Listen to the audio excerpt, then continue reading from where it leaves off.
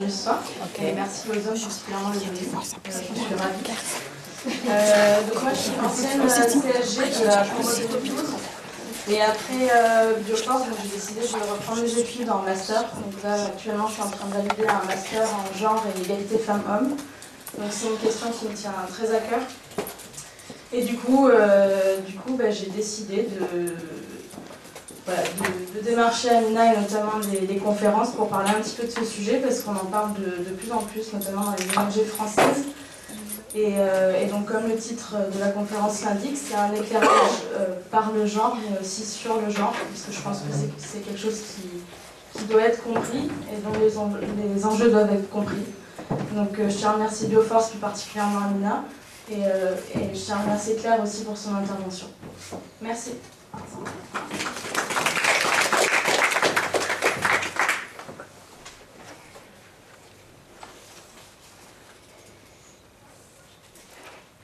Voilà, ça sonnera quand j'aurai dépassé le temps.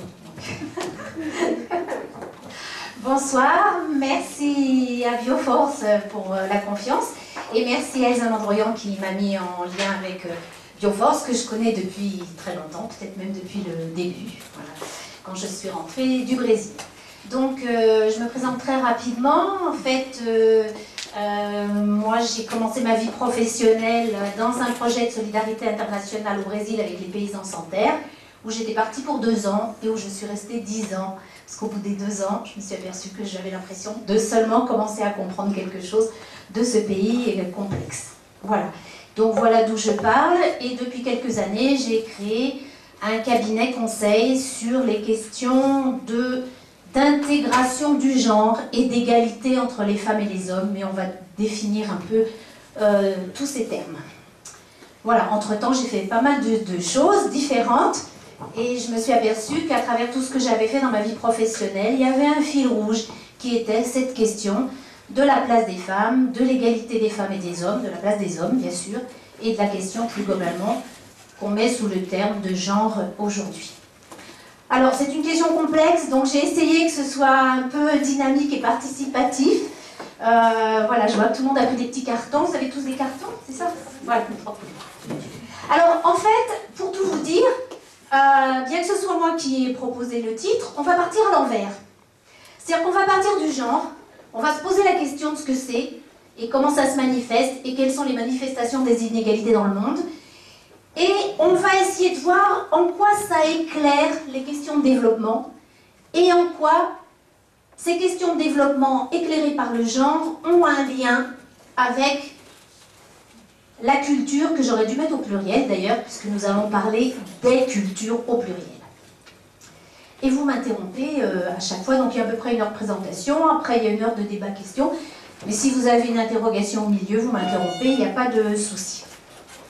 Alors on va se poser beaucoup de questions, voilà, pas mal de questions, on aura quelques réponses, et sans doute repartirez-vous avec d'autres questions. C'est normal. Et donc, éclairage par le genre, on va essayer de garder notre bonne humeur. J'ai commencé par quelques constats. C'est là que vos cartons verts, rouges et blancs vont vous servir.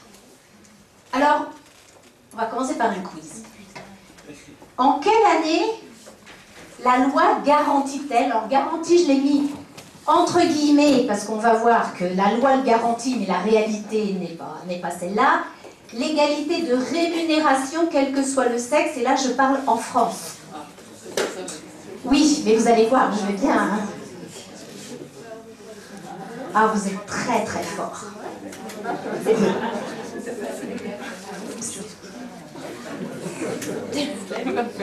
Donc, c'est récent. 72, 2 ans avant que je parte au Brésil. Ça vous fait calculer mon âge. En quelle année les femmes mariées en France peuvent-elles exercer une activité professionnelle sans le consentement du mari?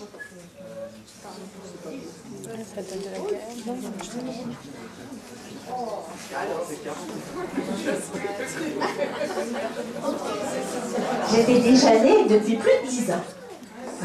Donc, pour vous dire que c'est quand même, moi je suis plus vieille que vous, mais C'est quand même relativement récent, hein, si vous interrogez vos parents. Voilà. Donc, c'est assez récent dans notre histoire. Et c'est la même année, par la même loi, que les femmes ont pu ouvrir un compte en banque sans l'autorisation du mari. Ce qui ne veut pas dire qu'elles n'en avaient pas, mais sans l'autorisation du mari. Ce qui a donné l'idée que le mariage enlevait des droits aux femmes, puisque les femmes non mariées pouvaient le faire. Peut-être. Je ne sais pas vous répondre, mais peut-être. C'est bien possible. Oui, oui, tout à fait. Donc, c'est assez récent. Quel est le pourcentage de tâches domestiques effectuées par les hommes? Mais alors, pour pas trop les dévaloriser, on va compter le bricolage et le jardinage. Et là, je vous parle d'aujourd'hui. Vous êtes très optimiste, hein? C'est une moyenne, toute génération confondue. Alors, 70% pour les femmes, 20% pour les hommes et 10% sous-traités à l'extérieur. Il y a du boulot. Et d'ailleurs, on a calculé, ça progresse très très peu, et on a calculé, je vais regarder le chiffre, au rythme actuel, au rythme, parce que les gens vous disent, ah mais ça progresse, effectivement, il y a un effet de génération. Mais au rythme actuel, on aurait l'égalité, à votre avis, en quelle année, si ça progressait au même rythme que ça a progressé ces dernières années? 2460. Donc, il faut un peu qu'on mette le turbo. Hein. Je vérifie toujours avant de venir les chiffres parce que... Alors, ça c'est intéressant aussi. Quelle est la part des garçons âgés de 12 à 14 ans en France faisant de la compétition sportive? Les garçons faisant de la compétition sportive, je n'ai pas dit du sport, de la compétition sportive. Et ça va nous servir, gardez bien en tête le chiffre que je vais vous montrer, ça va nous servir pour la diapo suivante, ce sera la même question mais concernant les filles. C'est 49. Et maintenant je vous montre pour les filles, avec les mêmes... C'est très fort. Et donc vous allez voir que ça a des conséquences sur le corps. Hein? Alors, on va passer à la vision internationale. Le pourcentage des femmes membres d'une organisation, d'un organe décisionnel des syndicats. Je ne parle pas des femmes dans les syndicats. Dans les syndicats, elles sont 40%. Mais un organe décisionnel, 1%. À travers le monde. Pourcentage de femmes travaillant dans le secteur informel sans protection sociale dans les pays en développement. Ah, c'est très partagé sur cette question. 75%. Ceux et celles que ça intéresse, je pourrais vous donner mes sources hein, quand j'interviens rapidement, comme ça je ne les cite pas, mais bien sûr j'ai les sources de tous ces éléments. Hein. La part des femmes ayant recours à un système de garde d'enfants dans le monde. Famille compris ou pas? Pardon? Famille et tontine compris ou pas? Non. C'est pas tout à fait la même chose, vous avez tout à fait raison.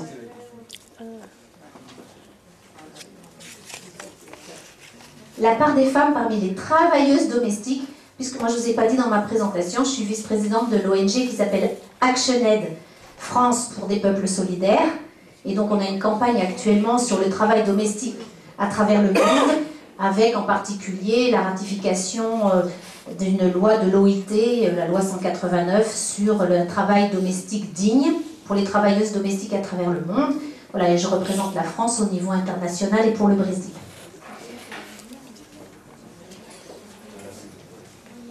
Alors évidemment, le travail domestique, un travail particulièrement invisible. L'invisibilité des femmes sera aussi au cœur de cette présentation. Et puis enfin, parmi elles, combien ont accès à une protection sociale? Voilà, 10%. Alors vous voyez qu'en fait, les inégalités sont partout dans le monde, pratiquement. Certains pays bien moins que d'autres, d'autres bien plus. La France n'est sans doute pas la plus exemplaire. Et on va essayer de comprendre pourquoi il y a autant d'inégalités en France et dans le monde. Et donc la première question qu'on va se poser, on va se demander si les femmes et les hommes, on est identiques ou différents. Attention au terme. À votre avis,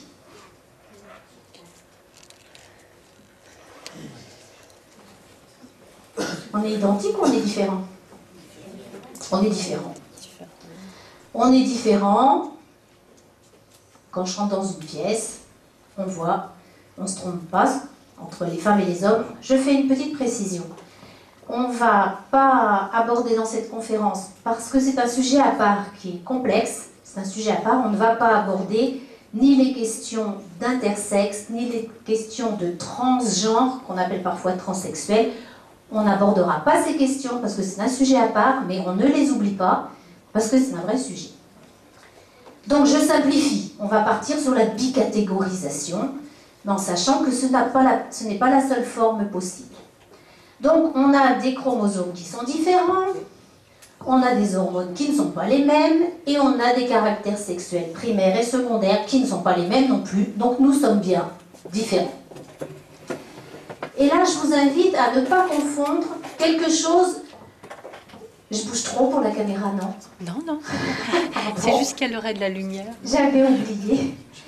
Alors, il y a quelque chose qu'il ne faut pas confondre, et qu'on confond tout le temps, et que les personnes qui voudront un peu vous piquer sur cette question, parce que ce n'est pas une question comme les autres, c'est une question où, dès qu'on aborde le sujet, on vient un peu vous chercher.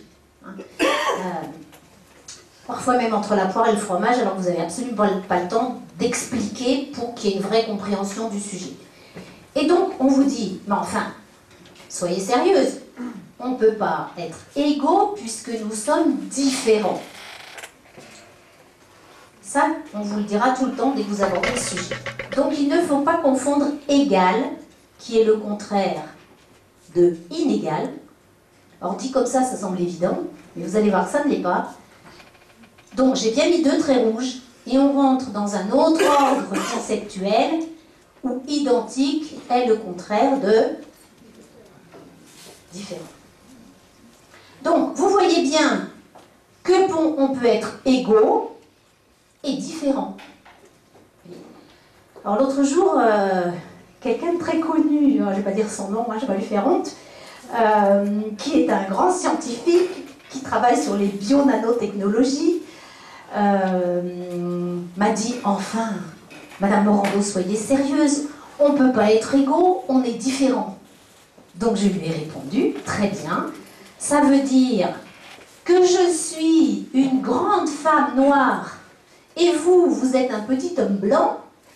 Si nous faisons le même travail, nous pouvons ne pas avoir le même salaire. C'est-à-dire que nous sommes différents et donc nous pouvons ne pas être égaux. Vous voyez ? Ça suppose que être différent peut justifier le fait que nous ne soyons pas égaux. Alors pour mieux comprendre, ça veut dire que la question de être égal ou inégal, c'est une question de droit. Les droits égaux. C'est ça qui fonde la question de l'égalité entre les femmes et les hommes.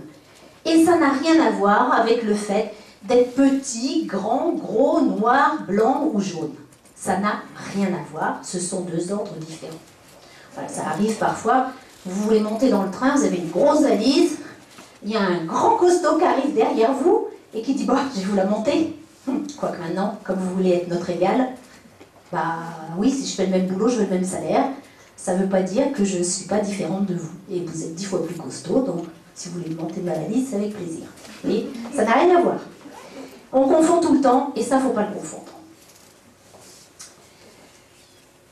Il ne faut pas confondre non plus le sexe et le genre. Alors, sexe, on entend quoi? Ce que je vous ai montré tout à l'heure, les différences physiques, biologiques, c'est inné, on n'a pas choisi, c'est hérité.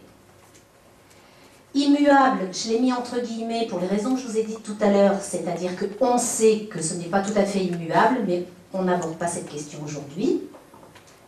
Et ça désigne les différences entre les femmes et les hommes. Quand on parle de genre, on va être dans un autre univers conceptuel. On va désigner ce qui est construit, ce qui est acquis, mais on va le voir tout à l'heure avec des exemples et plus en détail, ce qui est appris, et on va voir que c'est évolutif dans le temps et dans l'espace. C'est modifiable, puisque c'est évolutif dans le temps et dans l'espace, et ça désigne les relations entre les femmes et les hommes. Ça veut dire quoi? Ça veut dire, par exemple, je prends un exemple en France, la profession d'avocat et d'avocate. C'est une profession qui était interdite aux femmes pendant très longtemps, parce qu'on estimait qu'on était trop sensible. Vous savez, c'est l'histoire de on est trop ou pas assez, mais jamais comme il faut. Donc, on était trop sensible pour pouvoir apporter un jugement qui soit, comment dire, non induit par notre soi-disant sensibilité. Donc, c'est un métier qui est interdit aux femmes. Aujourd'hui, la majorité des avocats sont des avocates, si vous regardez les statistiques. Donc, vous voyez que ça n'a rien à voir avec le sexe biologique, et qu'il y a eu une évolution dans le temps. Il y a eu une évolution. Si vous regardez les professions, vous allez voir comme ça qu'il y a un certain nombre de professions qui ont évolué, qui étaient des professions très masculines et qui sont devenues des professions plus féminines. Ou inversement. Et c'est l'exemple de la médecine, aujourd'hui. Ou inversement, vous voulez dire qui étaient très féminines et qui sont devenues masculines. C'est le cas aujourd'hui. Il y a moins d'exemples. Parce que ce n'est pas symétrique. Et on va voir que sur la question du... Alors je cherche un exemple, pardon. On va voir que sur la question du genre, souvent les choses ne sont pas symétriques.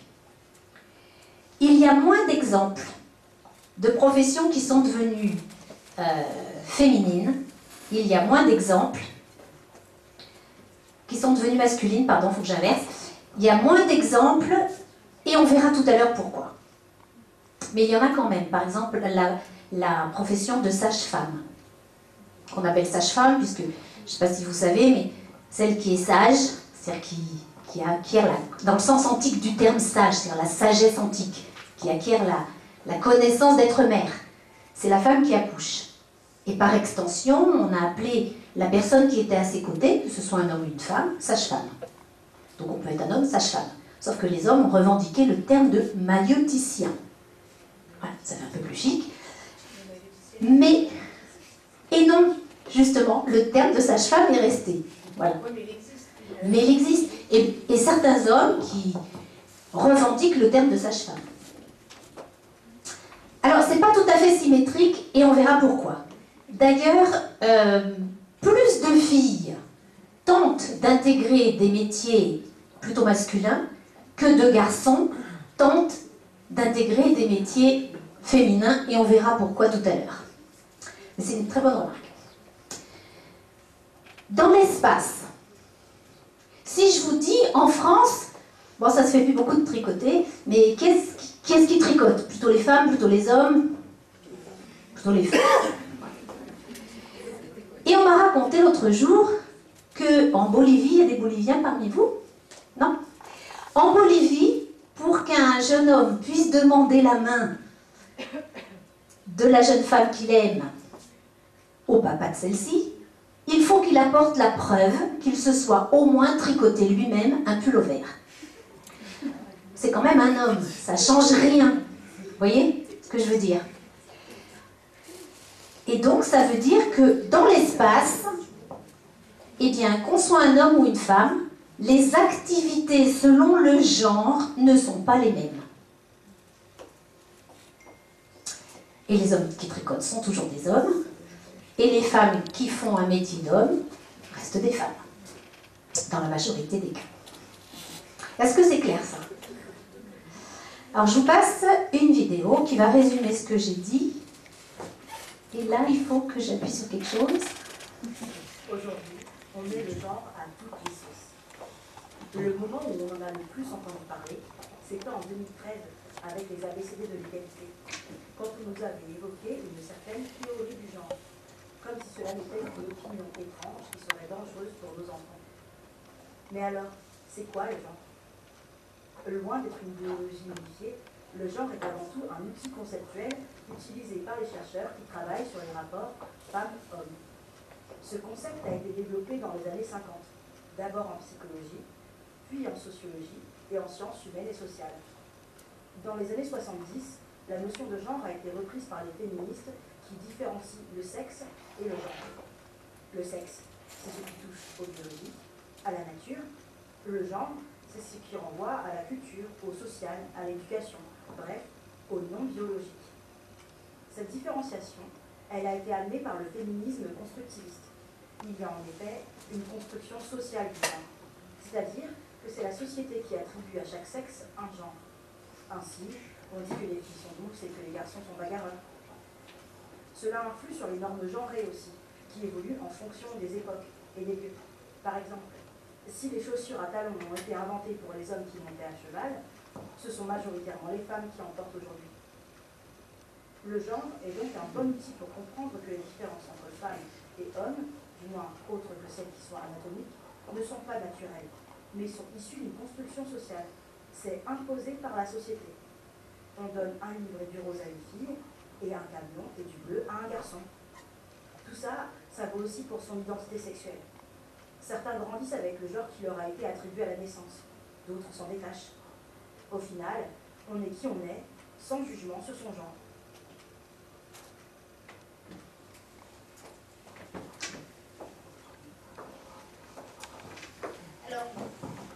Aujourd'hui.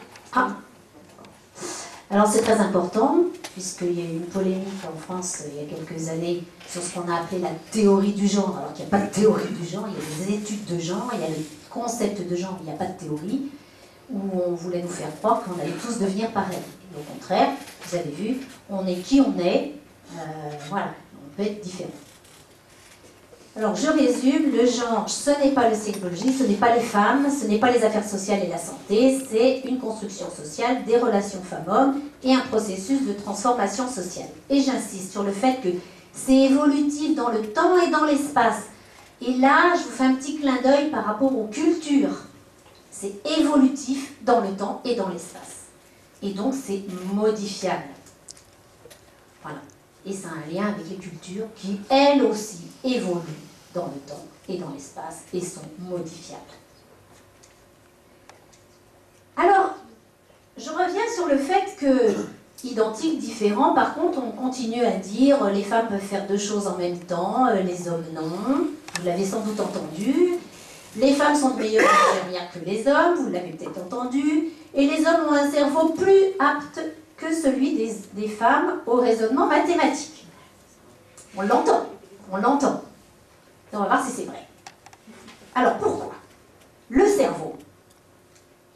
Alors le cerveau, je vais m'appuyer sur les travaux d'une grande neurobiologiste qui s'appelle Catherine Vidal, qui était chef de service à l'Institut Pasteur à Paris, et qui a écrit 3 petits bouquins que je vous ai amenés, je vous les montrerai. 3 petits bouquins qui sont par là quelque part, dans mon bazar. Voilà, 3 petits bouquins de rien du tout, mais qui sont super bien. Super. Ça se lit en 1 heure chacun, il y en a 3. Voilà. Je vous ai amené pour vous dire que c'était vite lu. Parfois dans des journées de formation, je le fais lire par petits groupes, à chaque petit groupe, et chaque groupe doit le présenter à un autre, ça prend 1 heure, et c'est très complet, très, très bien documenté. Alors, pourquoi on dit qu'il y a un cerveau d'homme et un cerveau de femme? Vous l'entendez sans doute. Et la raison pour laquelle on pense ça, c'est qu'en 1982, il y a une étude, soi-disant scientifique, mais qui s'est faite avec les moyens de l'époque, qui a montré que le corps calleux, alors le corps calleux, c'est ce que je vous ai entouré en rouge, c'est ce petit arc qui relie l'hémisphère nord et l'hémisphère droit et l'hémisphère, je sais pas si c'est l'hémisphère nord, l'hémisphère sud, pardon, l'hémisphère droit et l'hémisphère gauche du cerveau.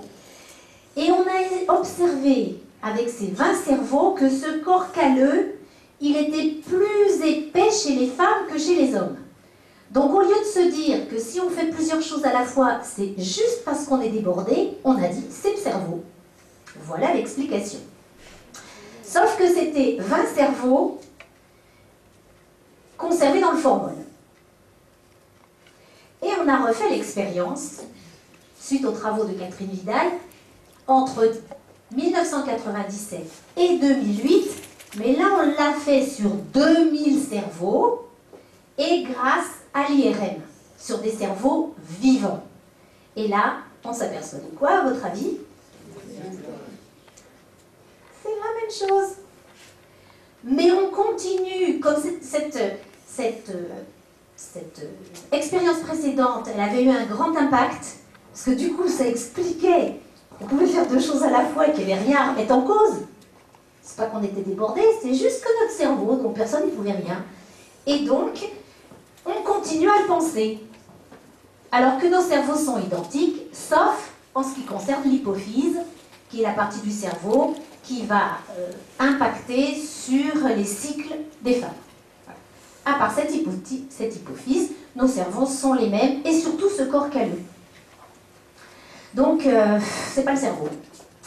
Je vous montre une autre expérience sur le cerveau. Alors, là, il faut être un peu concentré, parce que c'est pas si facile à expliquer. On a pris une photographie par IRM du même moment d'un test de calcul mental. C'est-à-dire qu'on a donné le même calcul mental à un certain nombre de personnes, un grand nombre de personnes, et on a fait une photographie au même moment du calcul mental.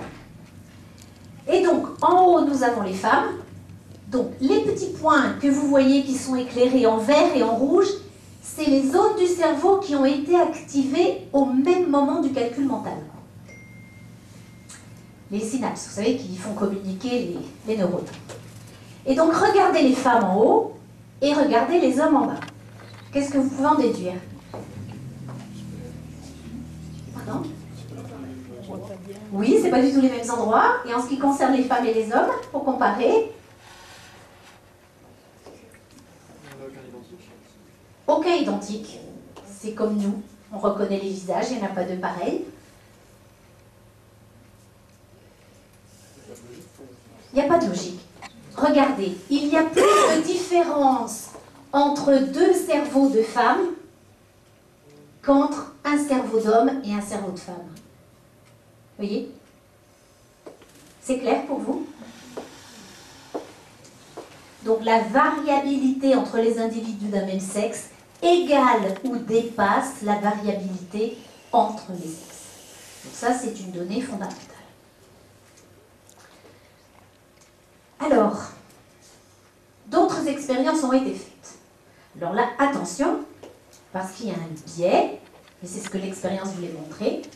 On s'est demandé, on s'est aperçu à travers un certain nombre d'expériences que les femmes étaient plutôt meilleures sur les perceptions visuelles des détails. Par exemple, vous savez, on vous montre deux dessins, deux photos, et il faut trouver toutes les erreurs, toutes les différences. Les filles, nous, on est meilleures. Mais attendez, il y a un biais. Attendez la fin de l'histoire. Et on est meilleur aussi en fluence verbale. Ce qui ne veut pas dire qu'on parle plus, parce que le contraire a été montré. La fluence verbale, c'est, je vous dis, la lettre L, et en le moins de temps possible, il faut dire le plus de mots qui commencent par un L. C'est ça la fluence verbale. Voilà. On est plutôt meilleurs. Et les hommes sont plutôt meilleurs en ce qui concerne la représentation dans l'espace en 3D d'un objet qui bouge. Et plutôt meilleur aussi pour viser une cible. Sauf que cette expérience, elle a été faite avec des enfants qui avaient plus de 7 ans. Et quand on prend ces enfants et qu'on les entraîne, en peu de temps, les résultats sont les mêmes que les garçons. Et pareil pour les filles, pour les garçons, si on les entraîne à la fluence verbale et à la perception dans l'espace, les résultats vont être semblables pour les uns et pour les autres. C'est ce qu'on appelle la plasticité du cerveau, sur lequel je vais revenir. C'est une donnée fondamentale. c'est la question de l'apprentissage. Donc, ce que l'on pourrait penser être une donnée naturelle, entre guillemets, ce mot dont il va falloir se méfier. Ce qu'on pensait être naturel, en fait, c'est appris, et ça peut être, si on ne l'a pas appris, on peut l'acquérir.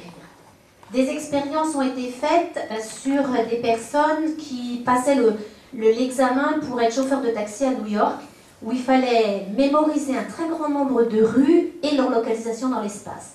Et on s'est aperçu que chacun d'entre eux avait développé une partie du cerveau qui s'était épaissie, et pas la même, puisqu'on a bien vu tout à l'heure avec le calcul, pas la même partie du cerveau, mais une partie du cerveau, chez chacun d'eux, s'était épaissie.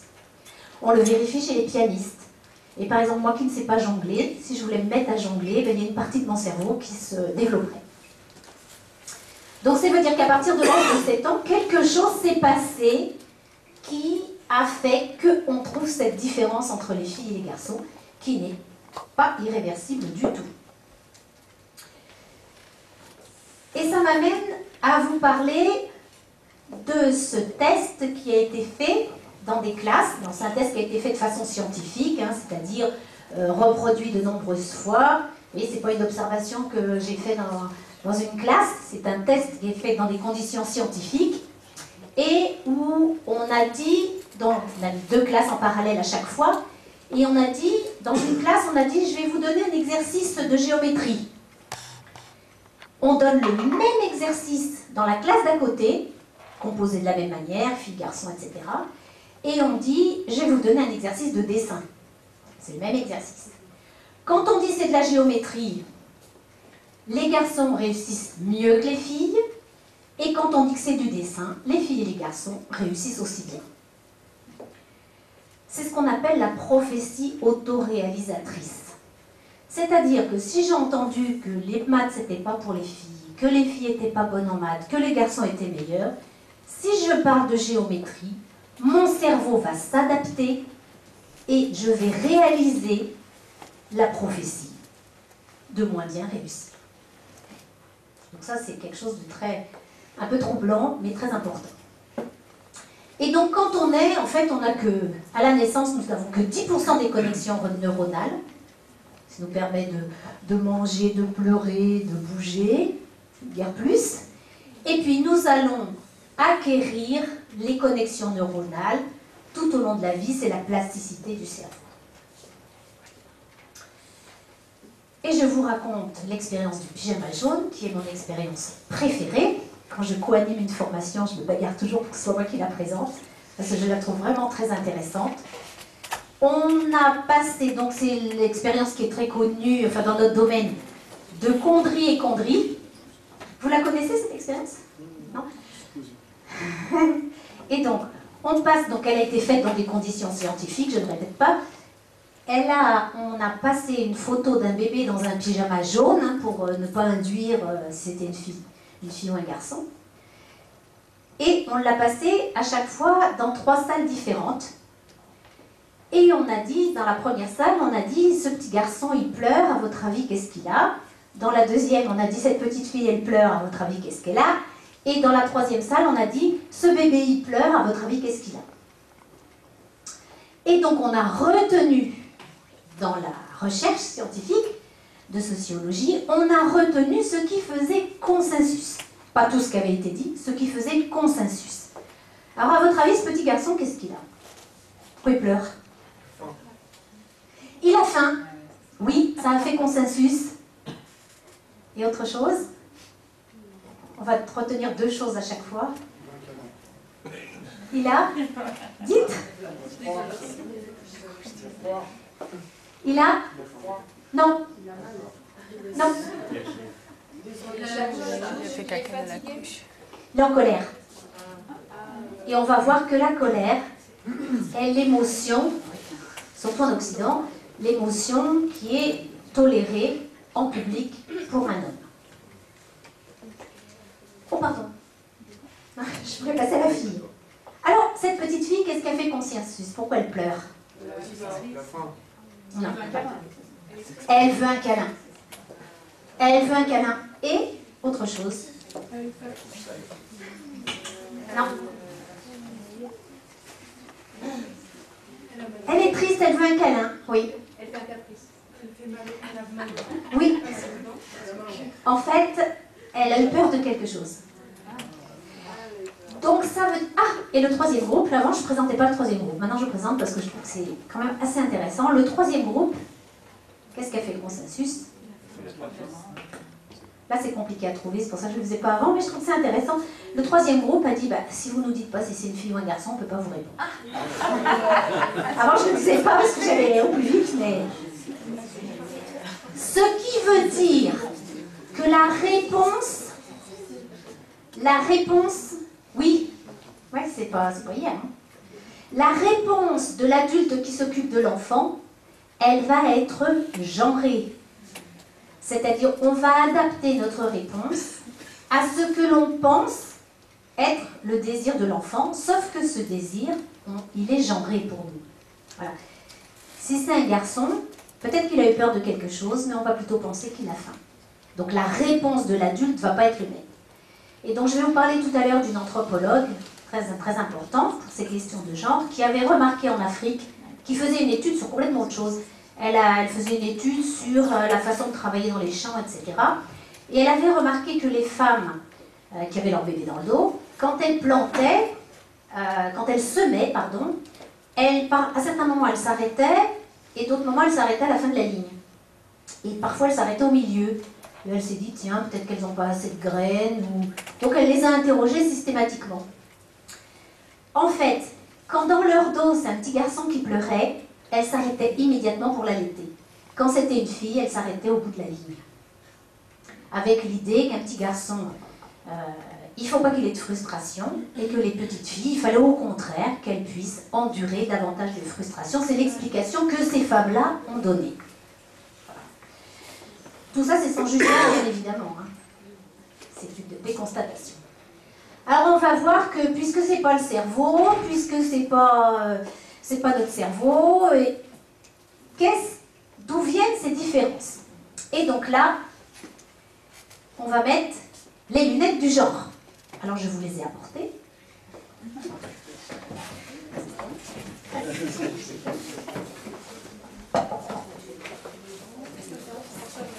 Voilà les lunettes du genre.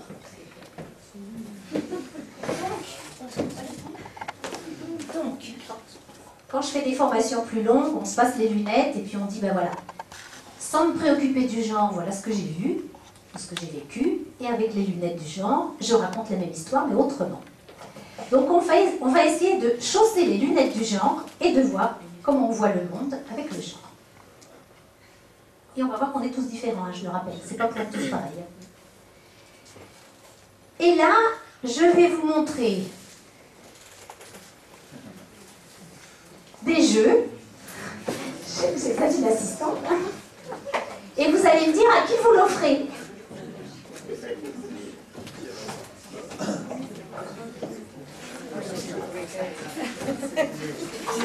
Alors, Je sais pas comment zoomer là. allez, lâchez-vous. Je l'offre à qui?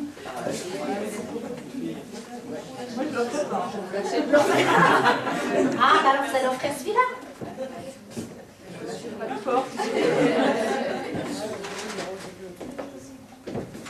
Alors, ah oui. Alors, il y a une photo de fille, parce que si on se trompait, si on offrait un garçon, ça pourrait être embêtant, donc on a bien mis une photo de fille, pour pas qu'on se trompe en l'achetant au cas où. Mais par contre, là, il y a bien une photo. Hop, je me rattache. On a bien une photo de garçon. On les offre bien à un garçon. Hein, pas de soi. Voilà. Alors, pour manger, c'est la même chose. Je vous les laisse passer-les si vous voulez. Voilà. J'ai pas eu de mal à trouver. Hein. Par contre, je suis en train de faire un musée des bonnes pratiques. J'ai un peu plus de mal. Alors, j'avais travaillé sur la mixité des métiers avec un groupe, et donc nous avons le petit électricien, c'est l'électricien. Nous avons l'électricien, C'était sur la mixité des métiers, donc on avait un certain nombre de boîtes de jeux faites par le même concepteur de jeu, où on avait l'électricien et où on avait la tricoteuse. C'est un métier aujourd'hui, ça? Pas vraiment.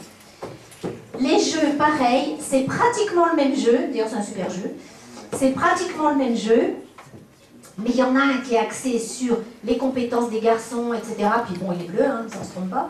Et puis on a le même, mais tout est transformé en compétences de filles. Entre guillemets, hein, tout ça. On a la même chose avec des gobelets, tout ce qu'on veut. J'ai perdu...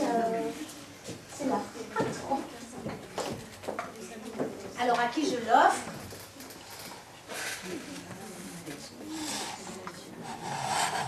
Alors, avec les lunettes du genre, on se rend compte qu'il y a quelque chose qui cloche un peu quand même. Et donc, ce qui a fait dire à Simone de Beauvoir, on ne naît pas femme, on le devient. Hein, c'est la socialisation. Et moi, je rajoute, on ne naît pas homme, on le devient. C'est moi qui l'ai dit. C'était pour comparer l'espace d'un instant à Simone de Beauvoir. J'ai hésité à le mettre, j'ai dit ça se trouve, vous pensez que... Mais c'est bien fait. Alors, les conséquences, évidemment, c'est ce qu'on va appeler la naturalisation des rôles sociaux. C'est-à-dire ce qui est une construction sociale, on est tellement habitué à ce que ce soit ainsi qu'on va dire c'est naturel. C'est le mot dont il faut toujours se méfier. C'est naturel. Et on va dire c'est naturel pour les femmes d'être douces, d'être belles, l'émotivité, c'est pour ça qu'on ne pouvait pas être avocate, la médiation, la compréhension, le social, la maternité, on est d'accord. Et donc, les femmes, on va les classer naturellement, entre guillemets, du côté des émotions, des sentiments, de la maternité, de la douceur. Et nous allons gérer 2/3 des activités domestiques non rémunérées, comme nous l'avons vu. Et du côté des hommes, on va dire ils sont du côté de l'autorité, ils sont responsables, c'est la technologie, le pouvoir, la force, l'argent, et on va les retrouver davantage dans la sphère publique, du côté de l'autorité, de la décision, de la rationalité, du mouvement, et ils occupent la majorité des activités à plus forte valeur ajoutée. Je l'ai fait un peu baraquer, mais... J'ai une photo de Laure Manodou, elle a les mêmes épaules. Et donc, nous allons assister à une division sexuelle du travail. Le travail, lui aussi, va être genré. Alors, on pourrait se dire, finalement, c'est pas si grave. C'est pas si grave, c'est-à-dire, c'est différent, voilà. Mais la question qui va venir un peu plus nous compliquer les affaires, c'est ce qu'a mis en place, celle dont je vous parlais tout à l'heure, cette anthropologue qui est décédée il y a peu de temps, mais si vous pouvez lire ses livres, vraiment faites-le, je vous encourage à le faire. Elle a mis en place, elle a mis en évidence ce qu'elle a appelé la valence différentielle des sexes. Voilà, il faut connaître le terme, mais en fait c'est la hiérarchisation. Non seulement il y a une différence dans les sociétés, mais le féminin, le masculin, l'emporte toujours sur le féminin. C'est-à-dire que même quand les caractéristiques sont inversées, par exemple, on va trouver, je ne suis pas une spécialiste de l'Asie du tout, mais on va trouver dans certains pays d'Asie où le doux va être une compétence plutôt masculine. Ben, le doux va être dans la hiérarchie au-dessus de fait d'être fort. On va retrouver cette hiérarchie, donc, et elle va mettre en évidence que nous avons naturalisé les rôles sociaux. C'est naturel d'être douce quand nous sommes une femme, et c'est naturel d'être autoritaire quand on est un homme. Donc si on n'a pas ces caractéristiques, eh bien c'est plus compliqué. Et donc, je vous invite à vous poser une question pour vous-même. Je vous laisse quelques secondes. Si j'étais de l'autre sexe, qu'est-ce que je pourrais faire que je ne fais pas aujourd'hui? Ou ne pas faire, mais que je fais aujourd'hui? C'est bon? Vous pouvez discuter entre vous.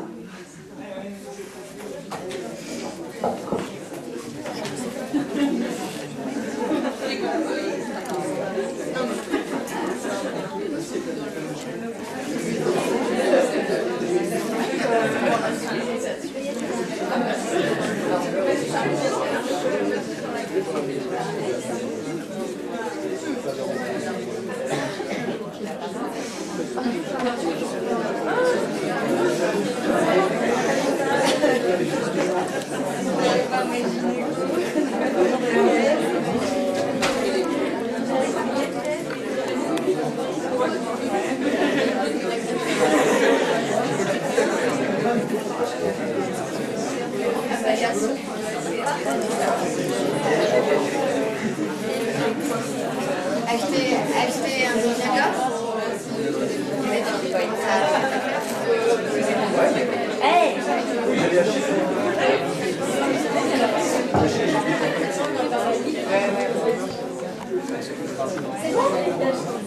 C'est bon? Voilà. Je pense que vous vous êtes rendu compte qu'il y a des choses que vous pourriez faire que vous ne faites pas, ou des choses que vous ne faites pas et que vous pourriez faire si vous étiez de l'autre côté. Et la hiérarchie est apparue dans le langage. Vous vous souvenez qu'à l'école, on a appris les adjectifs s'accordent en genre et en nombre. Et la suite, c'est quoi? Et le masculin l'emporte toujours sur le féminin. Dans toutes les langues? Non. Non, parce qu'en France, nous n'avons pas de neutre. Contrairement à ce que certaines personnes disent, ah mais c'est du masculin neutre. Non, c'est ou masculin ou neutre ou féminin, il n'y a pas de neutre en France. Mais notre langue, elle va à la fois donner de l'importance à cette différence et elle va la renforcer. Donc il faut en tenir compte. Ce qu'il faut en tenir compte surtout, c'est l'histoire. C'est ça qui est intéressant. C'est que c'est le fait que le masculin l'emporte sur le masculin l'emporte sur le féminin dans les accords, c'est une règle récente. Elle date de 1860. C'est-à-dire que jusqu'à la fin du Moyen-Âge, ce n'était pas la règle. La règle, c'était ce qu'on appelait la règle de la proximité, c'est-à-dire on accordait avec le mot le plus proche dans la phrase. Et nous disions, les hommes et les femmes sont belles. Le mot le plus proche, c'était la règle de la proximité. Autre chose, c'est que tous les métiers au Moyen-Âge se disaient au masculin et au féminin sans exception. Donc, il y avait par exemple des philosophes pour les hommes et les femmes étaient des philosophesses. Alors il y a quelqu'un qui a dit, ça c'est pour vous faire rire, qui a dit peut-être parce que c'est comme drognesse, grolès, drognesse, pardon, grolès, drognesse et fesse, ça rime avec fesse. Philosophesse rime avec fesse. Voilà. Et donc, tous les métiers existaient au masculin et au féminin. C'est pour ça qu'aujourd'hui, vous prenez France Culture, le matin, on vous dit « Nous recevons l'auteur pour bien montrer qu'ils ont féminisé, mais le mot « autrice », il existait. On l'a supprimé du dictionnaire. Actrice, autrice. Alors, il y en a qui disent « ça fait vilain ». Mais institutrice et puricultrice, ça fait pas vilain. Pourtant, c'est pareil, ça se finit par trice. Voilà. Tous les métiers se déclinaient au féminin, enfin se déclinaient, non, se disaient, c'était pas une déclinaison justement, se disaient au féminin et au masculin. Ça a changé pourquoi? Parce qu'un certain nombre de personnes, et en particulier ceux qui ont créé l'Académie française, ah oui, j'ai oublié de vous dire, je vous rassure, hein, Lavandière, on l'a laissé au féminin, hein, même aujourd'hui. Hein. Et donc, pardon? À l'époque dont vous parlez, est-ce que tous les métiers étaient employés par les hommes et les femmes? Oui, en grande majorité. Il y avait des forgeronnes, par exemple, que, oui, tout à fait. Beaucoup plus que maintenant. tous, je n'ai pas vérifié tous, mais une grande majorité des activités professionnelles étaient exercées aussi bien par les femmes que par les hommes, et les deux mondes existaient. Beaucoup plus que maintenant, où la bicatégorisation de l'orientation professionnelle est vraiment très très genrée en France. Très très genrée. Et des fois c'était comme le même mot, une femme bourreau c'était une bourrelle, on appelle aussi un bourreau aussi. Alors je ne connais pas le terme exact, mais il y a un dictionnaire qui a été édité sous Jospin en 1999, vu la réticence à revenir à des mots féminins et masculins pour les métiers. Il a créé, vous allez le trouver sur internet, bon, ça s'appelle Femme, j'écris ton nom. Alors, le titre un peu peut-être contestable, mais vous allez trouver dans ce document tous les noms de métiers, de titres et de fonctions, puisqu'il y a un décret en France qui dit que les noms de métiers, de titres et de fonctions s'écrivent au masculin pour les hommes et au féminin pour les femmes. J'ai assisté l'autre jour à une thèse de médecine où la directrice de thèse était une jeune femme qui s'appelait Olivia. C'était la seule sur l'estrade. Et le grand professeur qui manageait la thèse, elle était directrice de thèse, mais celui qui était président du jury a dit ma collègue, c'est sa collègue directe, hein, ma collègue très compétente, le docteur, le médecin, le docteur, et il a dit Olivier, au lieu d'Olivia. Il s'est repris, hein, mais c'était... Moi, c'était trop... J'aurais même pas rêvé d'un exemple... J'aurais pas osé l'imaginer, quoi. Voilà. Et donc, tout ça pour vous dire que ça a un impact, la langue. Alors, pourquoi ça a été changé? Parce que, au moment de la création de l'Académie française, un certain nombre de personnes ont dit la langue doit être le reflet de la société, et puisque dans la société, le masculin est au-dessus du féminin, eh bien, il faut que ce soit pareil dans la langue. Et certains métiers sont inconvenants pour les femmes, comme autrice, comme philosophesse, et comme un certain nombre qui ont été supprimés du dictionnaire. La langue s'est appauvrie de cette caractéristique. Et ça participe de l'invisibilité des femmes. Alors, je fais un exercice quand c'est des journées de formation plus longues. Par exemple, je demande aux gens de fermer les yeux et d'imaginer, je vous parle de la grande grève des ouvriers de 36. Donc vous allez voir, en fait, après je passe la photo, vous voyez des hommes. Je vous dis la grande grève des ouvrières et des ouvriers. Vous n'avez pas la même représentation mentale. Il y a des femmes au milieu. Donc ça participe de l'invisibilisation des femmes dans la société. En plus, apprendre aux petites filles à l'école que le masculin l'emporte sur le féminin, je ne sais pas vous, mais quand j'étais petite, je disais, ah, c'est pas juste. Et puis, non, c'est bien pas juste. Alors, les stéréotypes, c'est de ça dont on parle, sont véhiculés partout. Voilà. La petite fille, elle est jolie, le petit garçon, il est fort. Ça, c'est une publicité pour le même poste à l'éducation nationale. Alors, il y a énormément de détails. Je vous laisse voir, hein. Les couleurs, la façon de se tenir. On dirait il est 4h de l'après-midi en train de lire un bouquin. Qui de nous, aujourd'hui, les femmes, lit un bouquin 4h de l'après-midi à part quand on est en vacances? Voilà. Et puis elle a un bouquin, lui, il a un ordinateur quand même. Vous voyez, c'est le même poste, hein. Et ça date de, je sais pas, 2010, quelque chose comme ça, je sais plus. Ah oui, 2011. Ben oui. Puis il est concentré, hein, elle est relax. Alors les stéréotypes, voilà, les bavoirs. Bon, moi j'en ai tellement que je suis obligée de sélectionner à chaque fois. On a le camion de Léon, la Formule 1 de Gabin, le bateau de Léo, c'est joli ça rime, le taxi de Rémi. Et nous avons Lola joue à la dinette. Chloé joue à faire ménage. Ah, mais c'est drôle, hein, faire ménage, je sais pas si tu as remarqué. Elle joue à la poupée et elle joue à la secrétaire pour l'élargissement des choix professionnels. Elle joue à chaque fois. Je ne sais pas si vous les avez déjà lus, parce que mon neveu en a eu un, et Oui. j'ai presque pleuré en le lisant, parce que je ne sais plus quel garçon a une moto, Et dans la moto, au bout de la 3e page, il explique qu'il y a une de ses amies, mais elle a peur d'aller sur la moto. Bah oui, et alors, Bichette. du coup, il lui explique que non, c'est pas grave, faut pas avoir peur, qu'il va s'occuper d'elle. Et elle peut venir avec lui sur la moto. Alors, c'est des bouquins pour 1 à 2 ans. Alors, ce que vous avez pensé, que quand je fais de la formation pour formateurs, je donne l'exemple suivant. On a observé les formateurs pour le permis moto. Et donc, souvent, ils disent « Bon, bah alors, les garçons, venez avec moi. C'est bon, ça va, t'es attaché ton casque, tout va bien, ça va. Bon, allez, vas-y, hein, c'est bon. Vas-y, vas-y. » Alors, ils y vont, les garçons. Et puis, les filles, Bichette, on lui tient la moto, la compagne. Hein. Donc, vous voyez, ça c'est...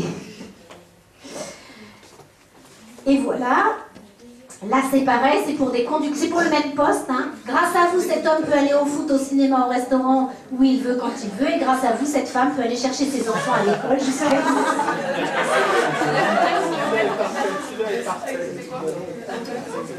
Alors, le traitement différencié de l'information, là c'est pareil, dans les formations plus longues, j'insiste là-dessus. Alors, Betty Moore a signé, Gomi est presque à Newcastle. Et Mélina, dont on parle, c'est quand même elle qui a eu la médaille, une médaille aux Jeux Olympiques sur le lancier de poids. C'est une lyonnaise d'ailleurs. Donc regardez ce qui se passe. Elle avait un conte de fées, hein, et l'autre, il n'est pas encore à Newcastle, mais presque, hein, presque. Et puis regardez autre chose. Ceux qu'on appelle par les noms de famille et ceux qu'on appelle par les prénoms. Si je rentre dans une pièce et que je connais personne, qui j'appelle par les prénoms? Les enfants. C'est les enfants qu'on appelle d'emblée par leur prénom, c'est pas les adultes. Et donc, il y a un ministre qui a présenté la nouvelle secrétaire d'État, c'était à Bercy quand même, hein, on n'était pas entre copains, et donc il a parlé de Delphine, Delphine, Delphine, Delphine, et Delphine, et Delphine. Voilà. Et donc pour la tisane le soir, c'est pareil, hein, il y en a pour les hommes et pour les femmes.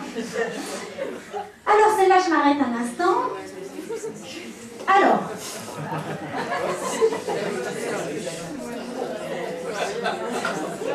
Ah ben c'est sérieux, c'est pas moi qui l'ai inventé. Je ne suis pas publiciste, mais c'est sérieux. Quand on sait qu'en France, il y a 97 000 tentatives de viol. Quand j'interviens auprès de l'ONU en Algérie, puisque c'est une de mes missions, les femmes en Algérie me disent « Madame Claire, vous vous trompez. » Ben non, Madame Claire, elle ne se trompe pas, elle a regardé les statistiques. En France, il y a 97 000 tentatives de viol ou de viol par an. Ce qui veut, et j'ajoute à ça le viol comme arme de guerre dans un certain nombre de pays dans le monde. Donc Babette, qu'on lit, qu'on fouette et qu'on passe à la casserole, ça fait un peu moins rigoler quand même. Voilà.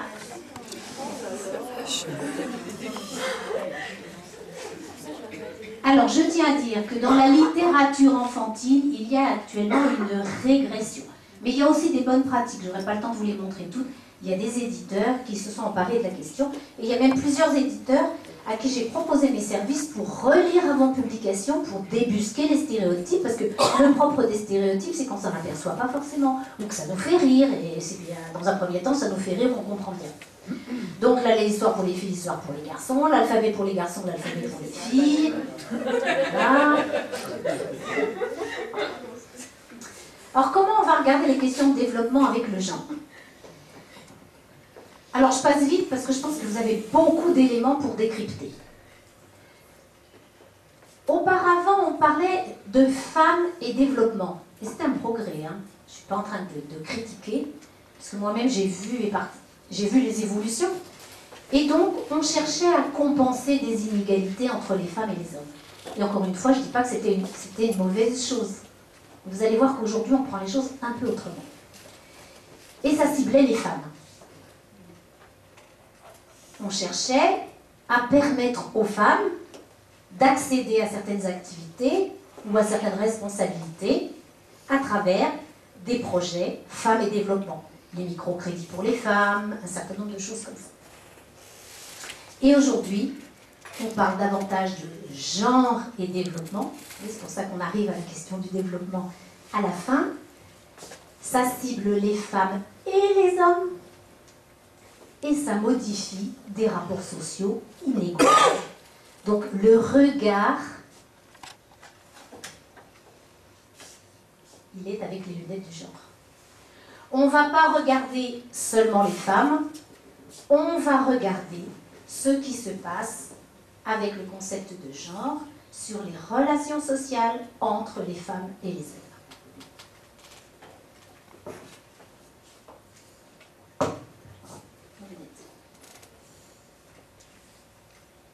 Par exemple, j'étais l'autre jour pour l'ONG dans laquelle je participe, j'étais dans une réunion d'un groupe local qui parlait de leur projet sur une école.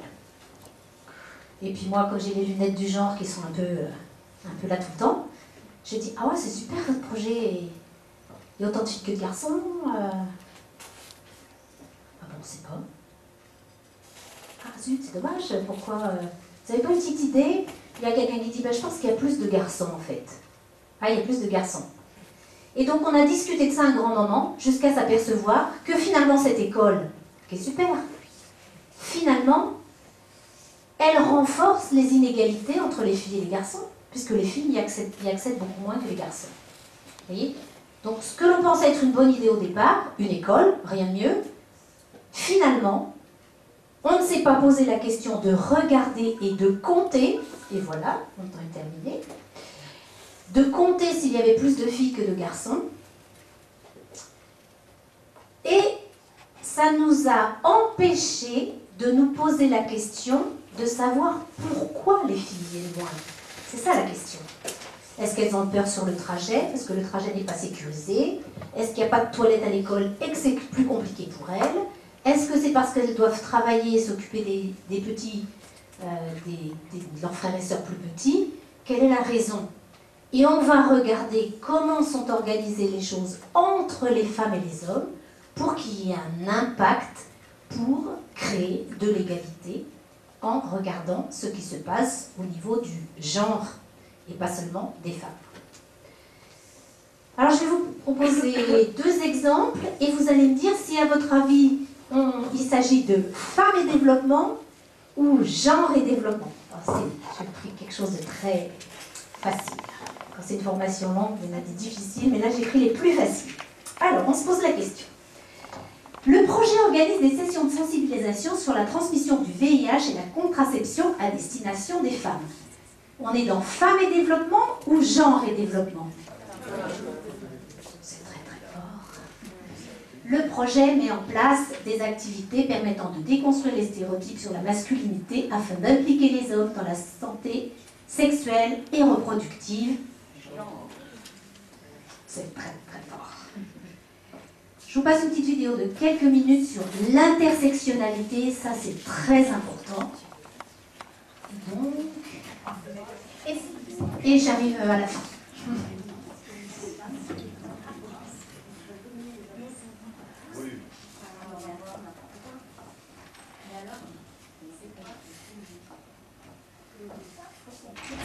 Faisons un peu d'histoire. Il y a plusieurs définitions du féminisme qui ont été façonnées au cours de l'histoire. Différentes vagues qui se sont succédées avec on note 3 principaux moments. La première vague, de la fin du XVIIIe siècle aux années 1950, a été caractérisée par une lutte pour l'obtention des mêmes droits que les hommes et pour l'accès à la sphère publique, qui leur était alors interdite. En France, c'est Olympe de Gouges qui est la première grande figure du féminisme. Elle publie en 1791 la Déclaration des droits de la femme et de la citoyenne, texte dans lequel elle demande l'égalité des sexes en termes de droits civils et politiques.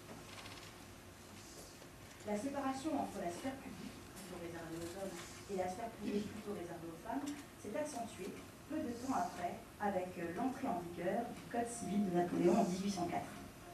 La deuxième vague du féminisme commence en 1960 pour réclamer l'émancipation des femmes et notamment le droit des femmes à disposer de leur corps.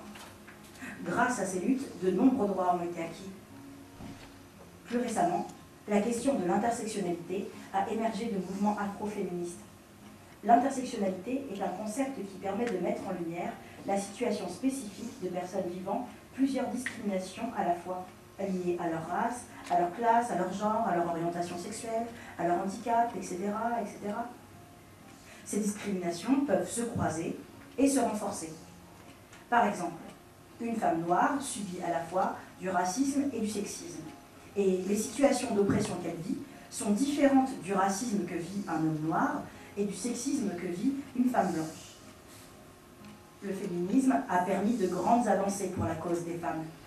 Le droit de vote en 1944, le droit d'avoir un métier sans l'autorisation de son mari en 1965, le droit à la contraception en 1967, le principe de « à travail égal, salaire égal » en 1972, le droit à l'avortement en 1975, le passage de l'âge légal du mariage de 15 à 18 ans pour les filles en 2006. Mais avec toutes ces avancées, est-ce encore utile d'être féministe aujourd'hui? La réponse est oui. Car même si des lois existent, elles sont trop souvent inappliquées ou insuffisantes. Et il reste plein de choses à faire. Par exemple, travailler sur le changement de mentalité. Et oui, des siècles de domination masculine, ça laisse des traces. Même si on est persuadé que faire progresser les droits des femmes, ça fait avancer les sociétés, il y a des personnes qui aimeraient bien garder leurs privilèges. Donc en gros, c'est quoi le féminisme? Chacune a sa propre définition. Pour nous, au planning, le féminisme, c'est surtout accéder à une réelle égalité entre les femmes et les hommes. Au quotidien, cela se traduit par lutter ensemble pour l'égalité et l'émancipation, pour que chacun puisse vivre sa sexualité librement, sans discrimination et sans jugement. Voilà, je voulais passer surtout pour la question de l'intersectionnalité. C'est un ensemble de discriminations qui se trouvent à l'intersection les unes des autres.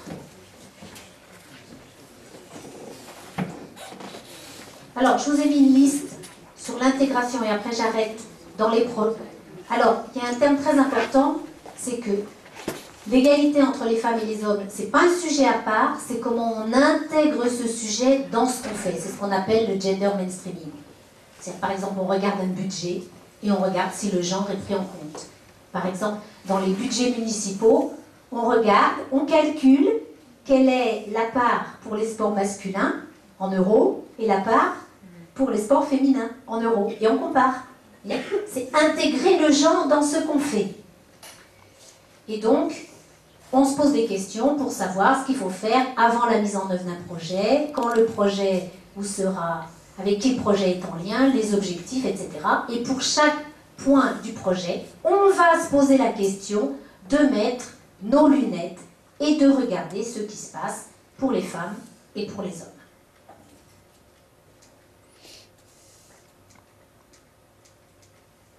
Donc la question, c'est de savoir ce qu'on peut faire chacun là où on est pour favoriser la prise en compte du genre.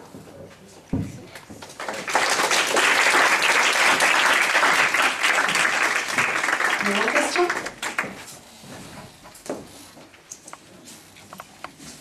Qui se lance ?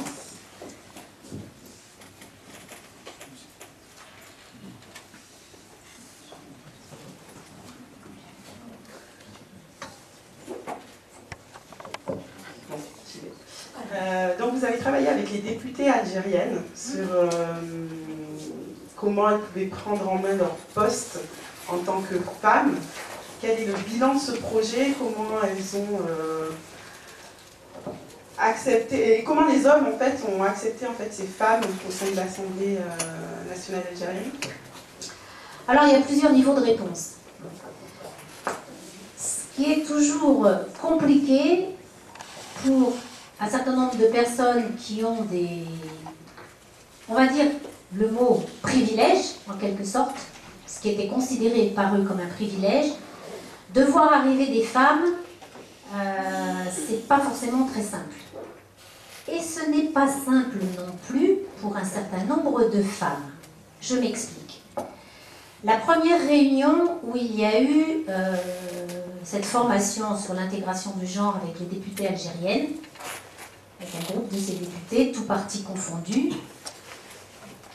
j'ai pu observer une vraie rivalité entre les femmes qui militaient depuis des décennies en Algérie pour que les femmes puissent accéder au poste de député sans y parvenir pendant longtemps, et puis ces nouvelles arrivées en politique qui sont arrivés par les quotas. En disant c'est des femmes quotas, c'est des madames de, c'est certaines d'entre elles, pour appuyer là où ça fait mal, m'ont raconté qu'elles avaient été mises sur la liste par leur mari et qu'elles ne le savaient pas avant d'être élues.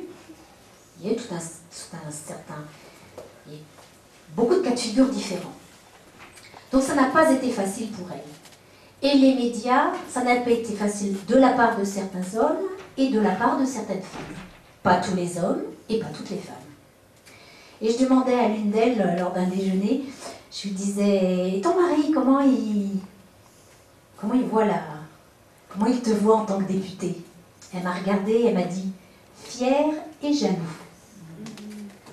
Voilà. Donc ça n'a pas été simple pour eux, c'est ça qu'elle voulait me dire. Ça n'a pas été simple non plus pour certaines femmes qui étaient des militantes ancestrales, qui avaient passé la décennie noire aussi, hein, et qui tout d'un coup voyaient ces nouvelles venues, qui n'avaient rien fait pour être élues finalement, et qui se retrouvaient leurs égales. Donc ça n'a pas été facile.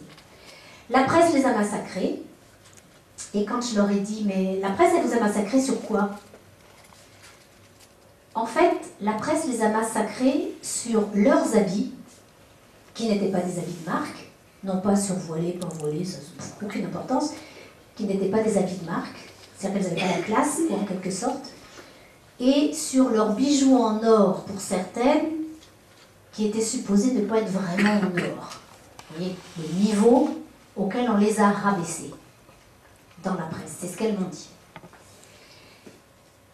Et puis la difficulté pour elles, ça a été de comprendre quel rôle elles pouvaient jouer sur les questions d'égalité entre les femmes et les hommes, et de se poser la question de savoir si elles avaient envie de jouer un rôle sur ces questions-là. Et donc elles ont créé une coalition au-delà des partis pour essayer de, je dis, grignoter un article du Code de la famille. Bon, nous on a eu le Code Napoléon, hein, c'était pareil. Hein.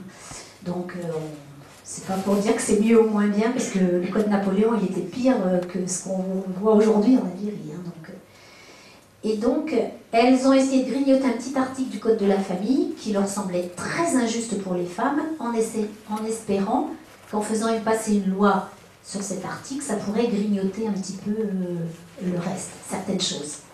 Elles ont eu une vraie stratégie d'essayer d'avoir ensemble, en tant que femmes, une action pour pouvoir lutter contre certaines inégalités. Moi, dans mon travail, bien sûr, c'est pas moi qui ai choisi qu'elles fassent ça, bien entendu, c'était pas mon rôle. Mon rôle, ça a été de leur faire comprendre, d'avoir une lecture de leur société qui prenne en compte le genre.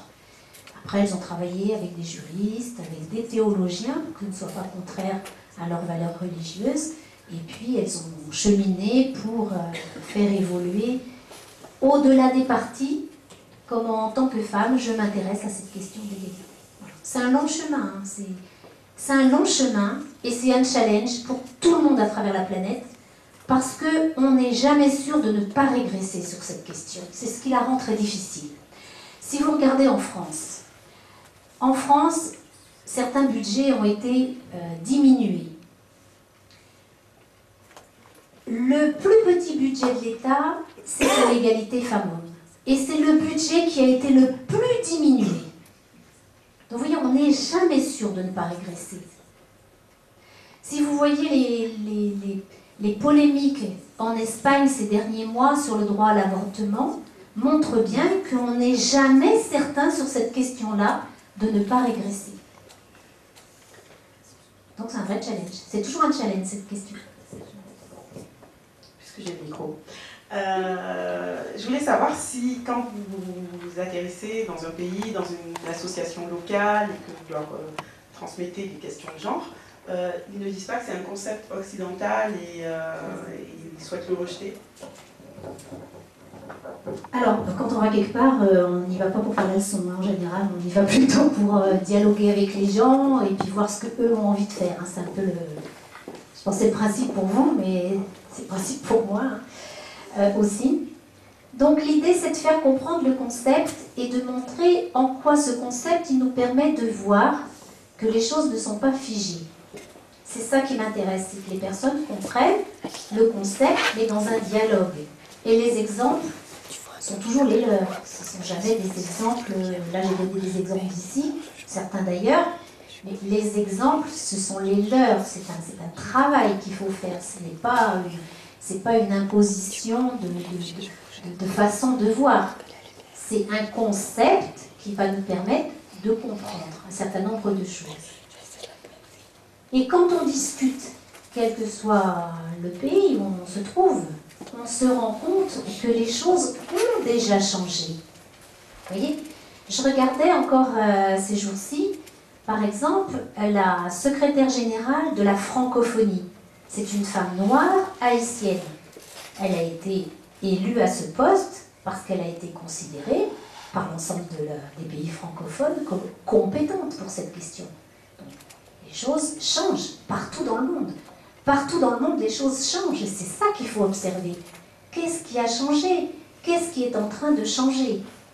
Donc l'idée, c'est pas d'apporter c'est pas de dire fais pas ci, fais pas ça ou fais ci, fais ça, bien sûr.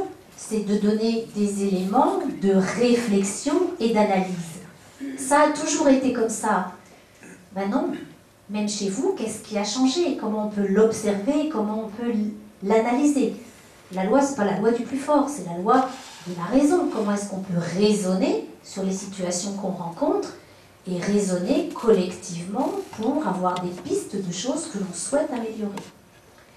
Mais je pense que, à travers cette question, c'est un peu déjà pour soi-même d'être déjà au clair sur ses convictions soi-même. C'est-à-dire, dans ce domaine, c'est d'avoir une méthode. C'est pas d'avoir des réponses, parce que les réponses, on ne les a jamais à la place des gens, mais c'est d'avoir une méthode. La méthode, c'est quoi? C'est de dire pour moi-même, qu'est-ce qui est ce sur quoi je ne transige pas? Qu'est-ce qui est ce sur quoi je transige un peu? Et ce sur quoi je transige pas du tout. Déjà, sur la question de l'égalité entre les femmes et les hommes, pour soi-même, pouvoir réfléchir, avoir une méthode de réflexion pour savoir ce sur quoi je transige, ou un peu, ou pas du tout. Ça donne un cadre de pensée et un cadre d'analyse qui peut permettre de rentrer en dialogue avec d'autres sans que ce soit la loi du plus fort. Je ne sais pas si je suis claire. J'avais une question par rapport à... Est-ce que vous savez l'origine de cette séparation code couleur par genre, le fait que le rose aille aux filles et le bleu aux garçons? Oui, alors avant c'était l'inverse. Hein. Je ne sais pas qui l'a dit, mais avant c'était l'inverse. C'était l'inverse pourquoi? Parce que les hommes étaient habillés en rouge, parce que c'est la couleur du sang, de la guerre, des conquêtes, etc. Mais il se trouve que les pigments étaient plutôt moins résistants que les tissus. Donc, et comme on ne changeait pas d'habit toutes les 4 matins comme maintenant, du coup, au cours des lavages, les habits devenaient plutôt roses. Mais à l'origine, c'était rouge sang.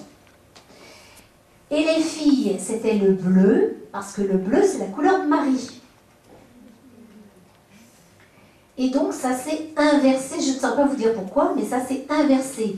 Donc, quand on veut nous dire que ça doit être comme ça parce que c'est naturel et que ça a toujours été comme ça, non. Voilà. C'est une bicatégorisation, avec là encore un retour en arrière assez spectaculaire en France. Parce que moi, quand j'étais petite, on avait toutes des cartables, gris, marron, vert foncé. Aujourd'hui, vous allez acheter un cartable la semaine de la rentrée, vous avez le cartable des filles, le cartable des garçons. Essayez d'aller acheter un jeu informatique pour un enfant de 4 ans. Bon, j'ai fait l'expérience, donc bonjour, je voudrais un jeu pour un enfant de 4 ans, un truc comment ça, faut pas, électronique, voilà. Et on me dit, c'est une fille ou c'est un garçon? Je dis, bah, je sais pas. Ah bah là, c'était dur, hein. Je savais pas quoi lui montrer. Alors je dis, bah, montrez-moi pour un garçon, puis je verrai après pour une fille. Donc il a dû me prendre pour, voilà. Et donc, le garçon, bah, c'était vraiment des voitures, etc. Et puis les filles, c'était des princesses. Enfin, c'était quand même très catégorisé. Et la seule boutique, il y a une boutique qui est Oxybul, où effectivement les jeux étaient beaucoup moins chers, mais le prix n'était pas du tout le même. Donc on a fait un petit collectif familial et on a acheté celui-là. Mais du coup, on rentre en autre chose. C'est-à-dire que, vous voyez, là aussi, il faut analyser de façon un peu intersectionnelle la question. Et ça, c'est quelque chose où on peut le considérer comme une certaine régression quand même en France aujourd'hui. Enfin, moi, je le considère comme tel. La littérature enfantine, il y a une régression dans la littérature enfantine, même si il y a aussi des avancées chez d'autres éditeurs. En particulier, si vous vous intéressez à la littérature enfantine, il y a un éditeur qui s'appelle Talent Haut, qui est très vigilant sur les stéréotypes de sexe. Donc il y a aussi des bonnes pratiques, bien sûr. Il y a l'exemple tout bête des Playmobil. Ah oui, les Playmobil. On a tous joué avec des Playmobil, Oui. des Lego qui étaient les mêmes pour les personnes pour les filles. Maintenant, il y a des Playmobil pour Friends. pour garçons. Ouais. Alors j'ai fait une petite vidéo il y a quelques années pour un projet où j'étais, une petite vidéo sur les jeux anti-l'insexe. Donc on voit effectivement une petite fille qui dit « Ah ben j'ai les Lego Friends, mais il y en a moins que pour les Lego de gars. » Elle avait bien vu qu'il y avait moins de jeux vidéo. Il y avait moins de Lego pour les filles que pour les garçons, ils étaient moins techniques, elle a bien repéré. Ils sont roses et violets. Oui, tout à fait, ils ont des couleurs pastel. Alors là, c'est évidemment les lobbies, du marketing, hein, bien sûr. Et puis le fait de, si vous avez une fille en aîné, vous achetez un vélo rose, bah, le garçon, dans la résidence, sortir avec le vélo rose, ça va être compliqué pour lui, donc vous achetez un vélo bleu. Quoi. Voilà, c'est tout. Hein, là-dessus, le marketing s'en est emparé et du coup renforce les stéréotypes. Et là, on est dans une phase régressive. Ça, c'est sûr en France. Parce que les chaussettes, tout à l'heure, on se rend compte que les chaussettes bleues, on en met avec les filles. Oui. Les chaussettes roses avec les Oui. garçons, Ce n'est pas symétrique. Ce n'est pas symétrique. C'est comme tout à l'heure, je le disais, pour le choix des métiers, il n'y a que 5% des garçons qui envisagent une orientation professionnelle qu'on pourrait juger atypique sur la question fille-garçon. Et les filles sont plus nombreuses. Pourquoi ? Parce qu'il ne faut pas oublier, justement, je voulais revenir là-dessus, parce que votre remarque était très juste, parce que dans notre société, on se représente le masculin dans la hiérarchie comme au-dessus du féminin. Donc pour une fille, accéder à un métier masculin, c'est quelque part s'élever dans la hiérarchie sociale, même si c'est un métier manuel, alors que pour un garçon, c'est un peu rétrogradé quand même. Donc, il y a eu l'autre jour une intervention d'un jeune professionnel dans une conférence sur la mixité des métiers et l'élargissement des choix professionnels, où il expliquait qu'il avait réussi médecine pour être médecin, mais lui voulait être sage-femme. Fils de médecin quand même, hein. Le père médecin, la mère médecin, le grand-père médecin. Et donc il a choisi d'être sage-femme. Et ça a été très compliqué à gérer dans sa famille, quoi, parce qu'il était soutenu par son grand-père, qui avait été médecin en Afrique, qui avait fait beaucoup d'accouchements, et qui avait dit, si je devais refaire ma vie, je serais sage-femme. Donc il a eu un appui familial. Mais là encore, il y a un petit piège. C'est que les hommes qui intègrent une profession plutôt masculine vont avoir un déroulement de carrière qui n'est pas celui des femmes. C'est-à-dire que dans les 5 ans, ils seront encadrants. Ce qui n'est pas le cas des femmes. Par exemple, vous avez un service d'assistante sociale. Il y a un homme. Dans les 5 ans, il est chef de service. Et donc ce jeune professionnel qui faisait sa conférence, j'ai failli lui poser une question. Puis après, je me dis, je ne vais pas le gêner. Parce que c'était sur l'élargissement des choix professionnels. Et ce jeune homme qui avait choisi une voie atypique. Voilà. Et donc après, en off, je lui ai dit, oh, mais c'est super, c'est très intéressant. Et comment vous vous projetez dans votre avenir professionnel? Ça faisait 5 ans qu'il était sage-femme. Il a dit, ah ça y est, j'ouvre mon cabinet privé. Oui. Ce qui n'est pas le cas de la majorité des femmes sages-femmes, bien sûr, c'est atypique.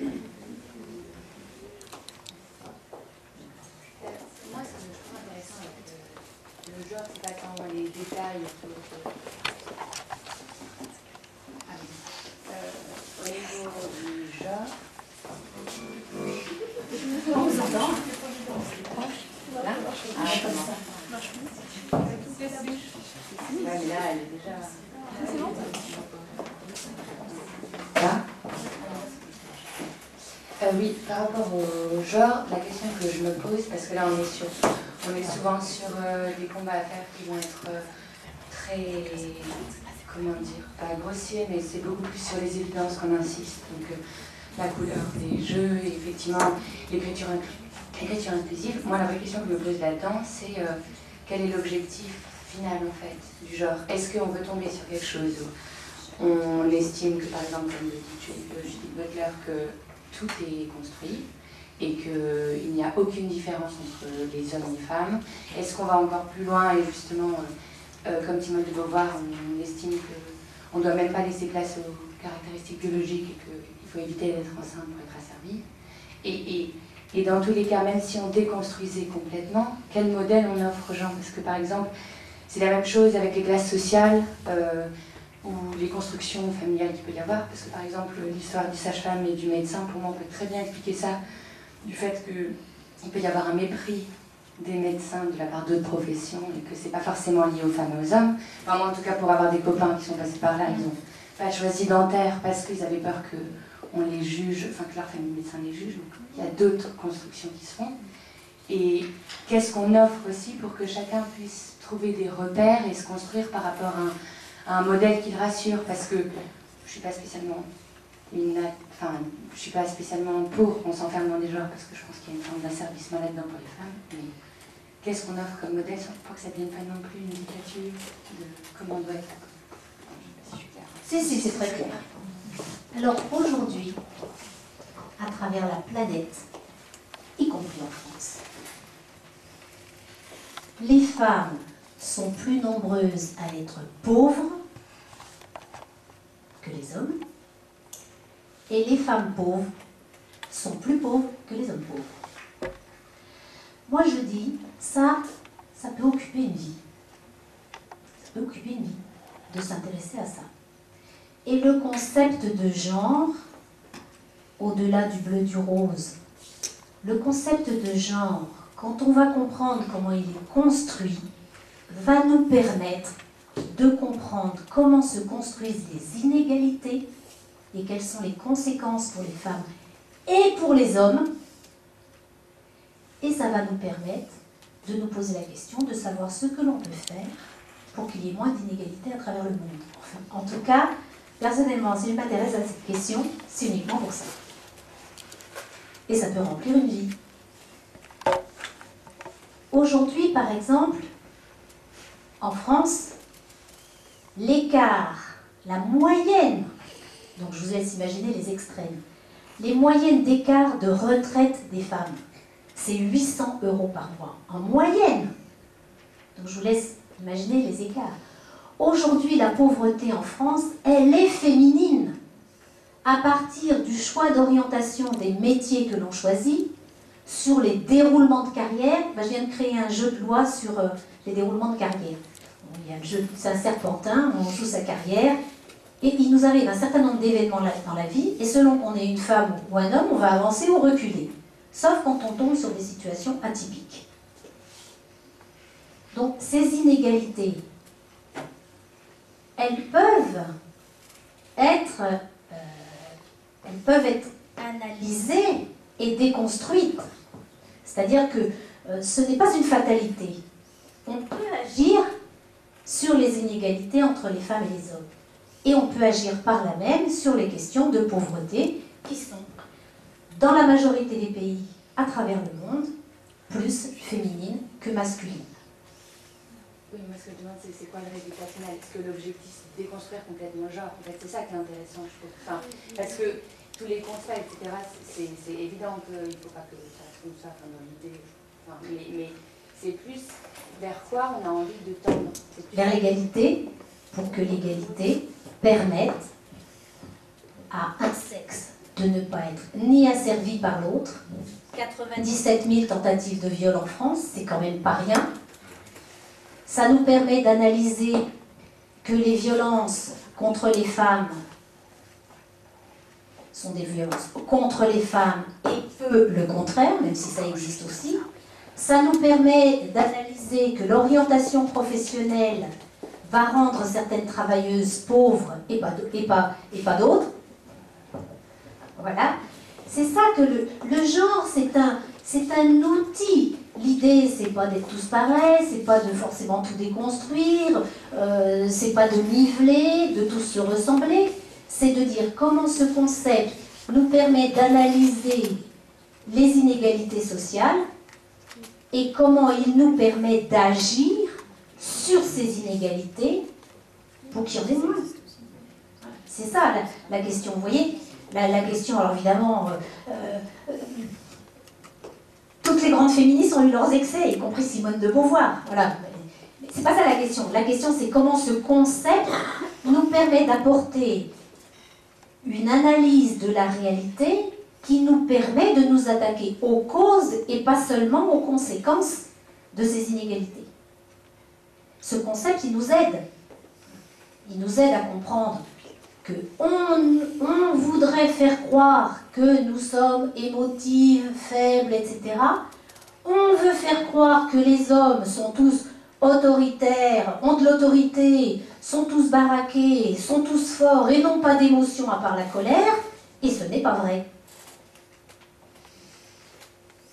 Et on n'a sans doute pas assez dit, et là on est responsable, on n'a sans doute pas assez dit ce que les hommes ont à gagner de l'égalité.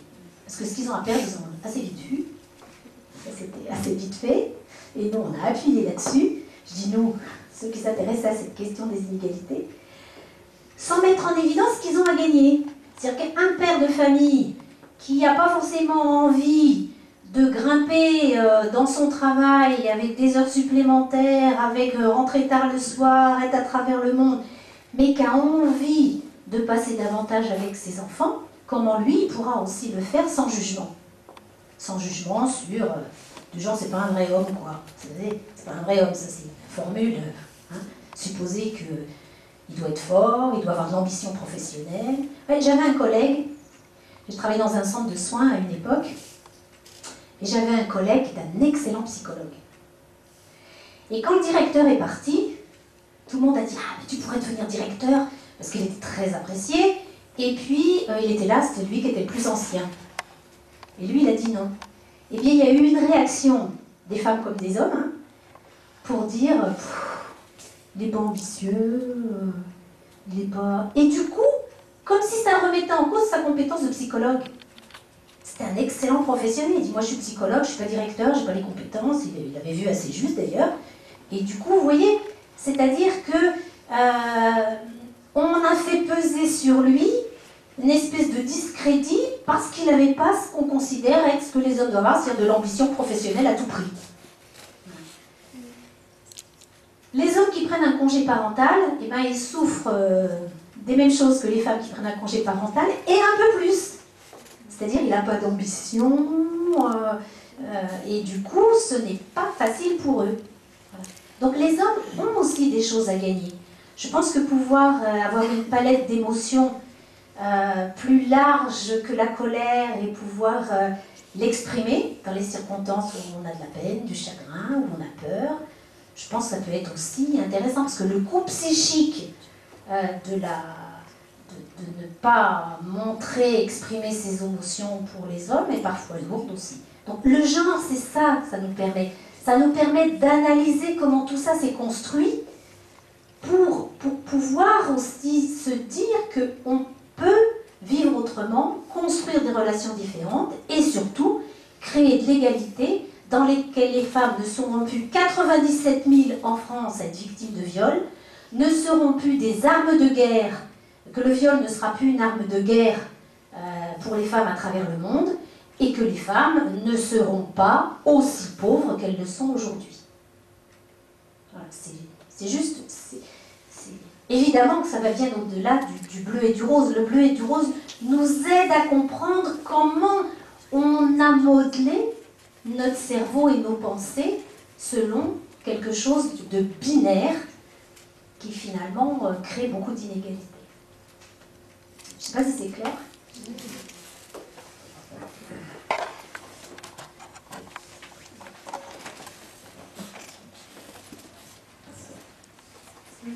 Bonsoir. Je voulais juste savoir si c'était possible de revenir sur la slide avec les questions à se poser pour construire un projet. En fait, ça m'intéresse et vous êtes passé vite. Oui, je pourrais vous le redonner, bien sûr.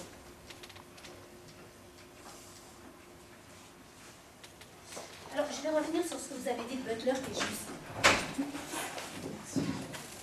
Je vais juste revenir un instant sur Butler, ce que vous avez dit est juste, mais elle a une lecture psychologique de la chose. Moi, je suis partie d'une lecture plus sociologique, parce que je pense que c'est ça qui va aussi vous intéresser dans les voilà.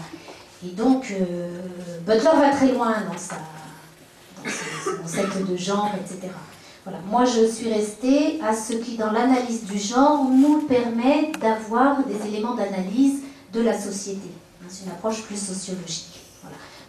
Butler, ça mériterait là encore une séance à part entière, et on est sur le terrain de la psychologie, un peu où elle prétend dépasser justement cette notion de différence de sexe. Donc mais vous avez raison, ça pose complètement d'autres questions. Moi, je suis plutôt restée sur une analyse historique et sociologique. Je pense que c'est l'approche qui... Mais vous avez raison de le signaler.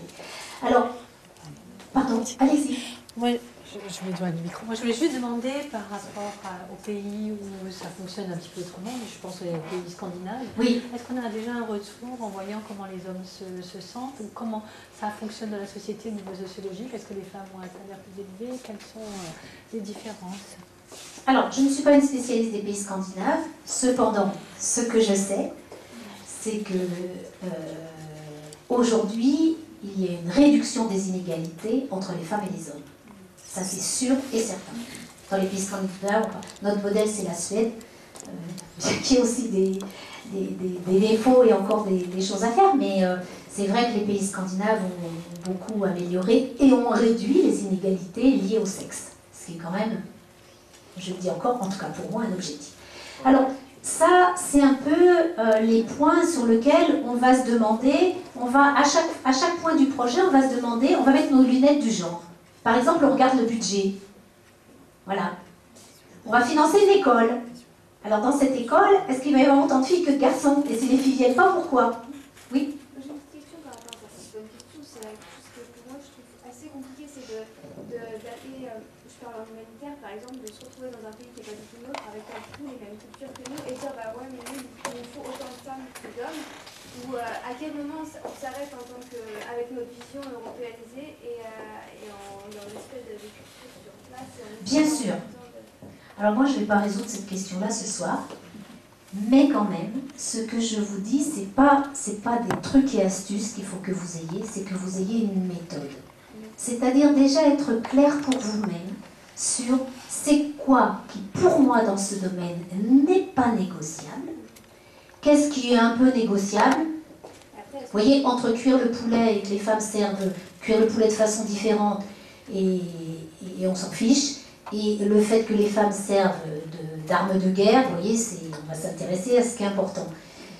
Mais surtout, ça ne peut se faire, d'abord, vous-même, d'être un peu clair sur la question, sur qu'est-ce qui est incontournable pour moi, qui se ne négocie pas, qu'est-ce qui l'est un peu, et qu'est-ce qui peut se négocier. Qu'est-ce qui peut se négocier. Et ensuite, ce que je veux dire, la deuxième chose très importante, c'est dans un dialogue où on permettra, à travers des questions, de permettre aux personnes d'analyser. Parce que tous les pays que je rencontre, il n'y a pas une culture. C'est pour ça que j'aurais dû mettre au pluriel dans le titre. Il y a des cultures. Il y a des cultures. Donc, sur qui on va s'appuyer, quels exemples on va pouvoir donner. Vous n'allez pas tomber dans une culture qui est complètement uniforme et où tout le monde pensera la même chose. Donc, c'est comment on rentre dans un dialogue et comment on pose suffisamment de questions pertinentes pour que les personnes s'interrogent. Vous voyez? S'interrogent sur ce qui est rationnel. C'est-à-dire, ça a toujours été comme ça. Mais aujourd'hui, ce n'est plus comme ça. C'est-à-dire que vous avez une femme qui est ministre d'État en Côte d'Ivoire, vous avez une femme haïtienne noire qui est présidente de la francophonie, vous avez déjà des évolutions dans les pays où vous irez. Vous avez déjà des évolutions. Maintenant, si c'est vous qui l'imposez de l'extérieur, c'est sûr que vous n'arriverez à rien, qu'à des blocages. des choses comme ça, le fait de Ah ben bien sûr. C'est un peu compliqué de... Mais bien sûr. Ok, non, C'est compliqué. J'ai l'impression qu'on doit, enfin pas on doit, mais on va venir avec des petites idées et un petit peu, enfin, c'est un peu... C'est-à-dire que vous allez confronter vos idées à la façon dont vos interlocuteurs voient les choses et à travers un certain nombre de questions, eux aussi, c'est dans un dialogue, vont progresser. Vous voyez, si vous arrivez avec vos idées, mais que ce soit pour les questions d'égalité femmes-hommes ou pour toute autre question, et en particulier les questions techniques, vous voyez, les questions techniques. Alors moi, j'ai eu la chance au Brésil, c'est que j'ai travaillé dans un milieu rural. Moi, je suis issue d'un milieu urbain, d'un quartier populaire. Je connaissais rien à l'agriculture. Au début, je me disais, ah mince, je peux pas donner de conseils. Eh ben, super, j'ai pas donné de conseils. C'était pas ça la question. La question, c'est comment on permet, dans un certain nombre de cas, de mettre les gens en mouvement, que eux trouvent leurs réponses. Moi, j'ai pas de réponse, je connaissais rien à l'agriculture, je connaissais rien à la santé non plus. Donc, je me suis appuyée sur les connaissances locales, sur ce que les gens avaient envie de faire, sur les compétences qui existaient dans le pays. Et donc ça change un peu les choses. C'est sûr que si vous arrivez avec vos questions et que vous pensez que c'est la vérité, et c'est là où il faut s'interroger soi-même avant de partir. Je le sais. Je le sais, je le vois. En Algérie, vous arrivez avec vos réponses, mais vous tenez pas une journée, hein, parce que... Et c'est normal. C'est-à-dire, vous donnez des concepts, vous donnez des clés de lecture, et les personnes vont lire ce qu'elles peuvent, ce qu'est le moment pour elles, mais en ayant, d'abord, en étant un peu au clair, vous, avec un certain nombre de questions, et puis en interrogeant, c'est-à-dire par rapport au projet. Si vous êtes dans un projet, par exemple, qui prend en compte l'égalité entre les femmes et les hommes, et bien, si vous organisez une réunion, vous allez vous poser un certain nombre de questions. C'est la même chose en France, hein. J'organise une réunion, je me pose la question, si je veux que les femmes et les hommes participent de façon égale, par exemple, c'est mon projet. Vous allez vous poser la question, où je fais la réunion? Si vous la faites dans une impasse où il n'y a pas de lumière, il n'y aura pas de femmes. Je ne dis pas que c'est plus dangereux qu'ailleurs, mais il y aura une crainte. Si vous le faites à un horaire qui est inapproprié pour les femmes ou pour les hommes, vous ne les aurez pas, ou les uns ou les autres. Si la réunion elle est animée uniquement par un homme, les femmes auront plus de mal à prendre la parole. Vous voyez? Si vous ne comptez pas le temps de parole des femmes et les hommes prendront plus la parole que les femmes, parce que ça a déjà été compté, c'est toujours comme ça. Vous voyez ce que je veux dire? Donc, ça veut dire que si dans votre projet vous avez le souci de l'égalité entre les femmes et les hommes, vous vous poserez un certain nombre de questions pour vérifier que vous vous donnez les meilleures conditions pour que les femmes puissent participer et les hommes aussi. Mais il n'y a pas de réponse, il n'y a pas de recette. Il n'y a pas de recette, mais il y a une méthode. La méthode, c'est 1. S'interroger sur ses propres convictions et de savoir ce sur quoi on ne veut pas négocier. Et puis la deuxième, c'est d'être en dialogue. Et je dirais la troisième, c'est s'appuyer sur des forces vives de la société civile qui prennent en compte ces questions d'égalité parce qu'on sait que c'est ça qui va réduire la pauvreté des femmes. Oui, il n'y a pas de réponse, mais il y a une méthode quand même. Excusez-moi, est-ce que vous avez un exemple de projet que vous avez fait dans ce sens-là? Vous avez appliqué la méthode? Eh bien...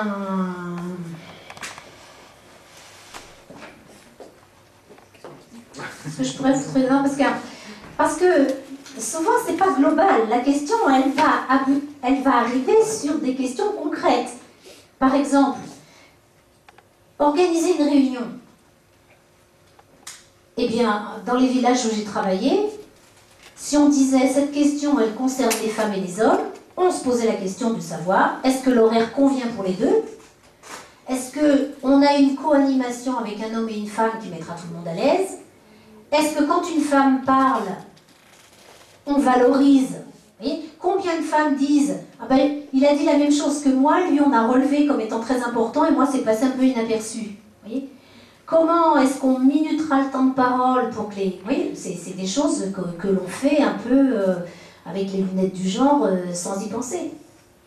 C'est comment... Alors, il y a une méthode qui s'appelle le cadre de Harvard, qui a été fait par l'université de Harvard, où pour chaque point du projet, on se pose un certain nombre de questions précises pour savoir si on favorise l'égalité entre les femmes et les hommes ou on ne la favorise pas.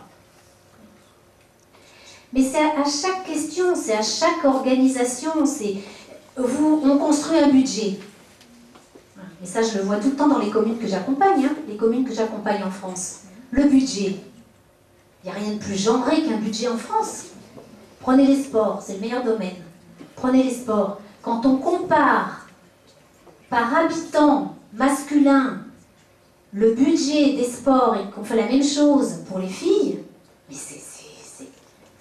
faites-le dans votre commune, vous allez voir.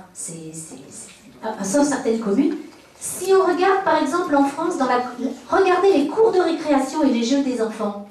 Les cours de récréation en France, elles sont justement, quand il y a un projet de réorganisation de l'espace urbain ou de l'espace scolaire, là c'est très intéressant, mais c'est pareil dans les pays où vous irez. Regardez comment est organisé l'espace de jeu des enfants. Dans les cours de récréation en France, c'est la chose suivante. L'espace est occupé à partir du centre par les garçons sur un très grand espace. Vous regardez Marouani, je sais son prénom. Marouani, une sociologue. Elle a filmé. Et donc l'espace, il est occupé par les garçons à partir du centre sur un très grand espace, où ils jouent à des jeux collectifs, où il y a des gagnants et des perdants.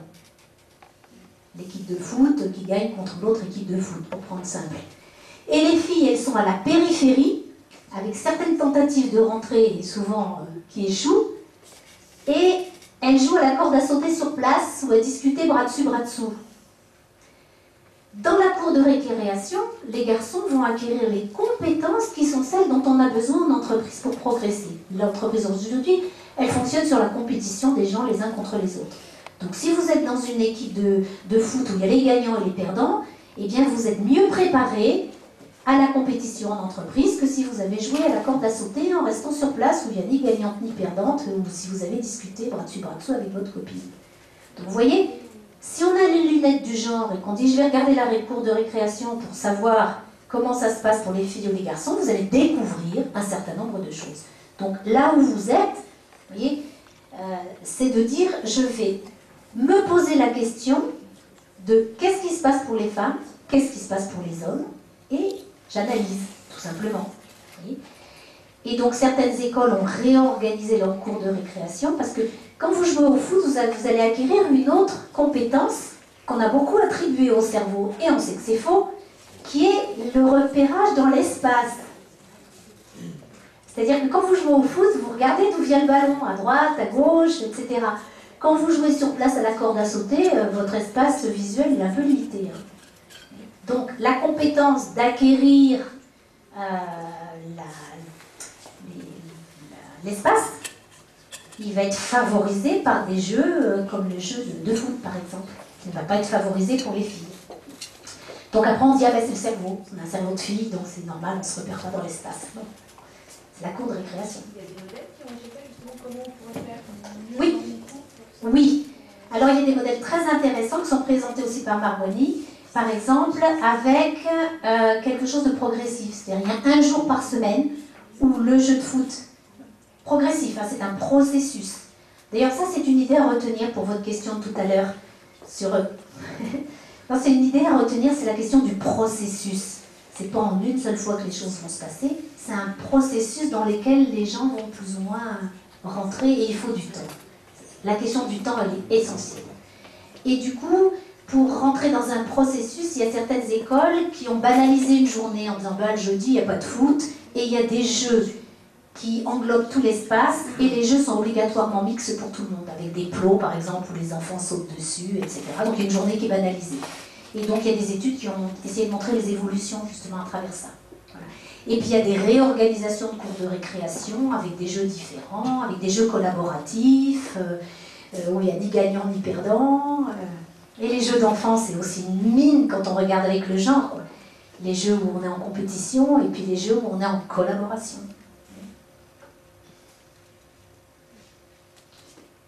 Je ne sais pas si j'ai répondu à votre question.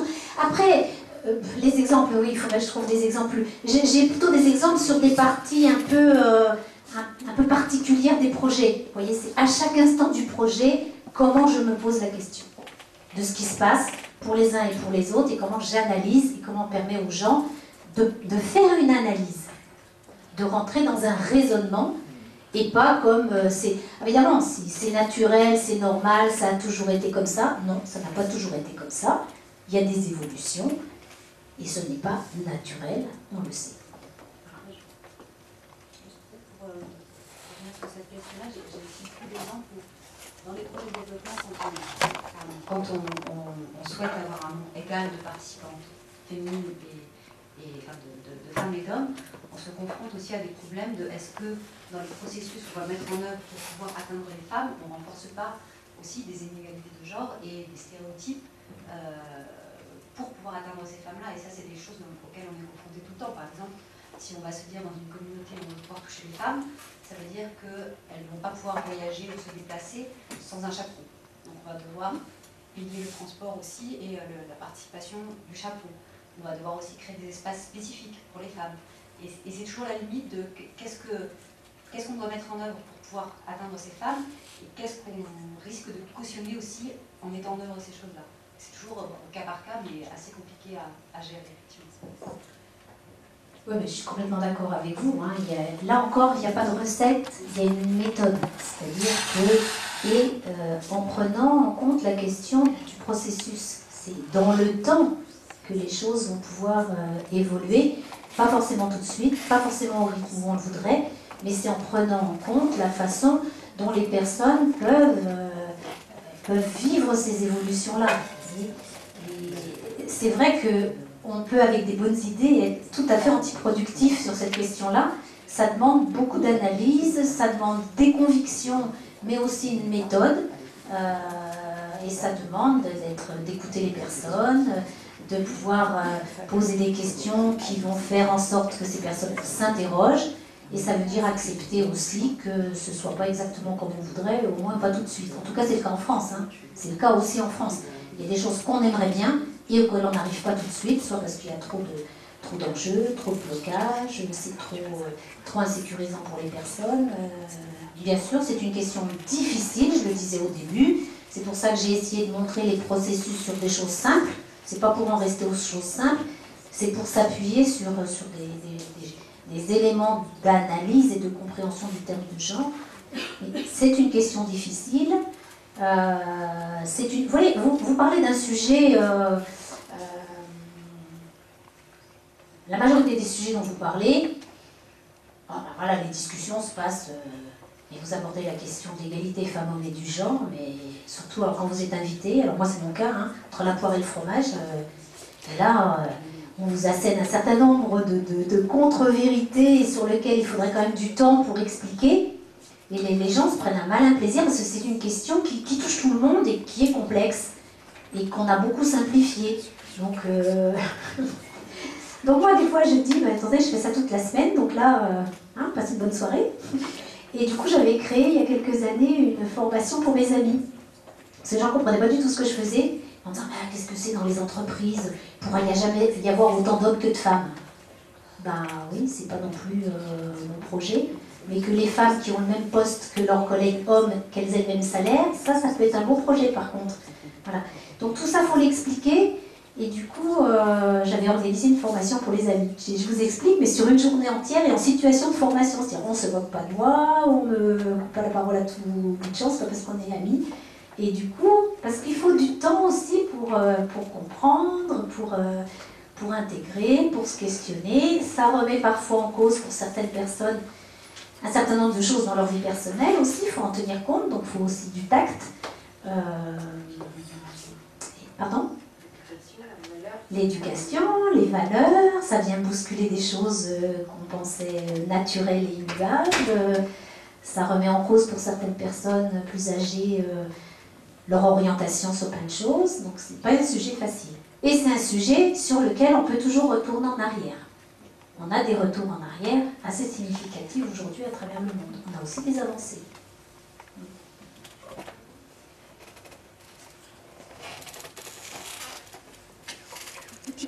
Mais c'est pas facile, il n'y a pas de recette, mais il y a des méthodes. Je peux le résumer.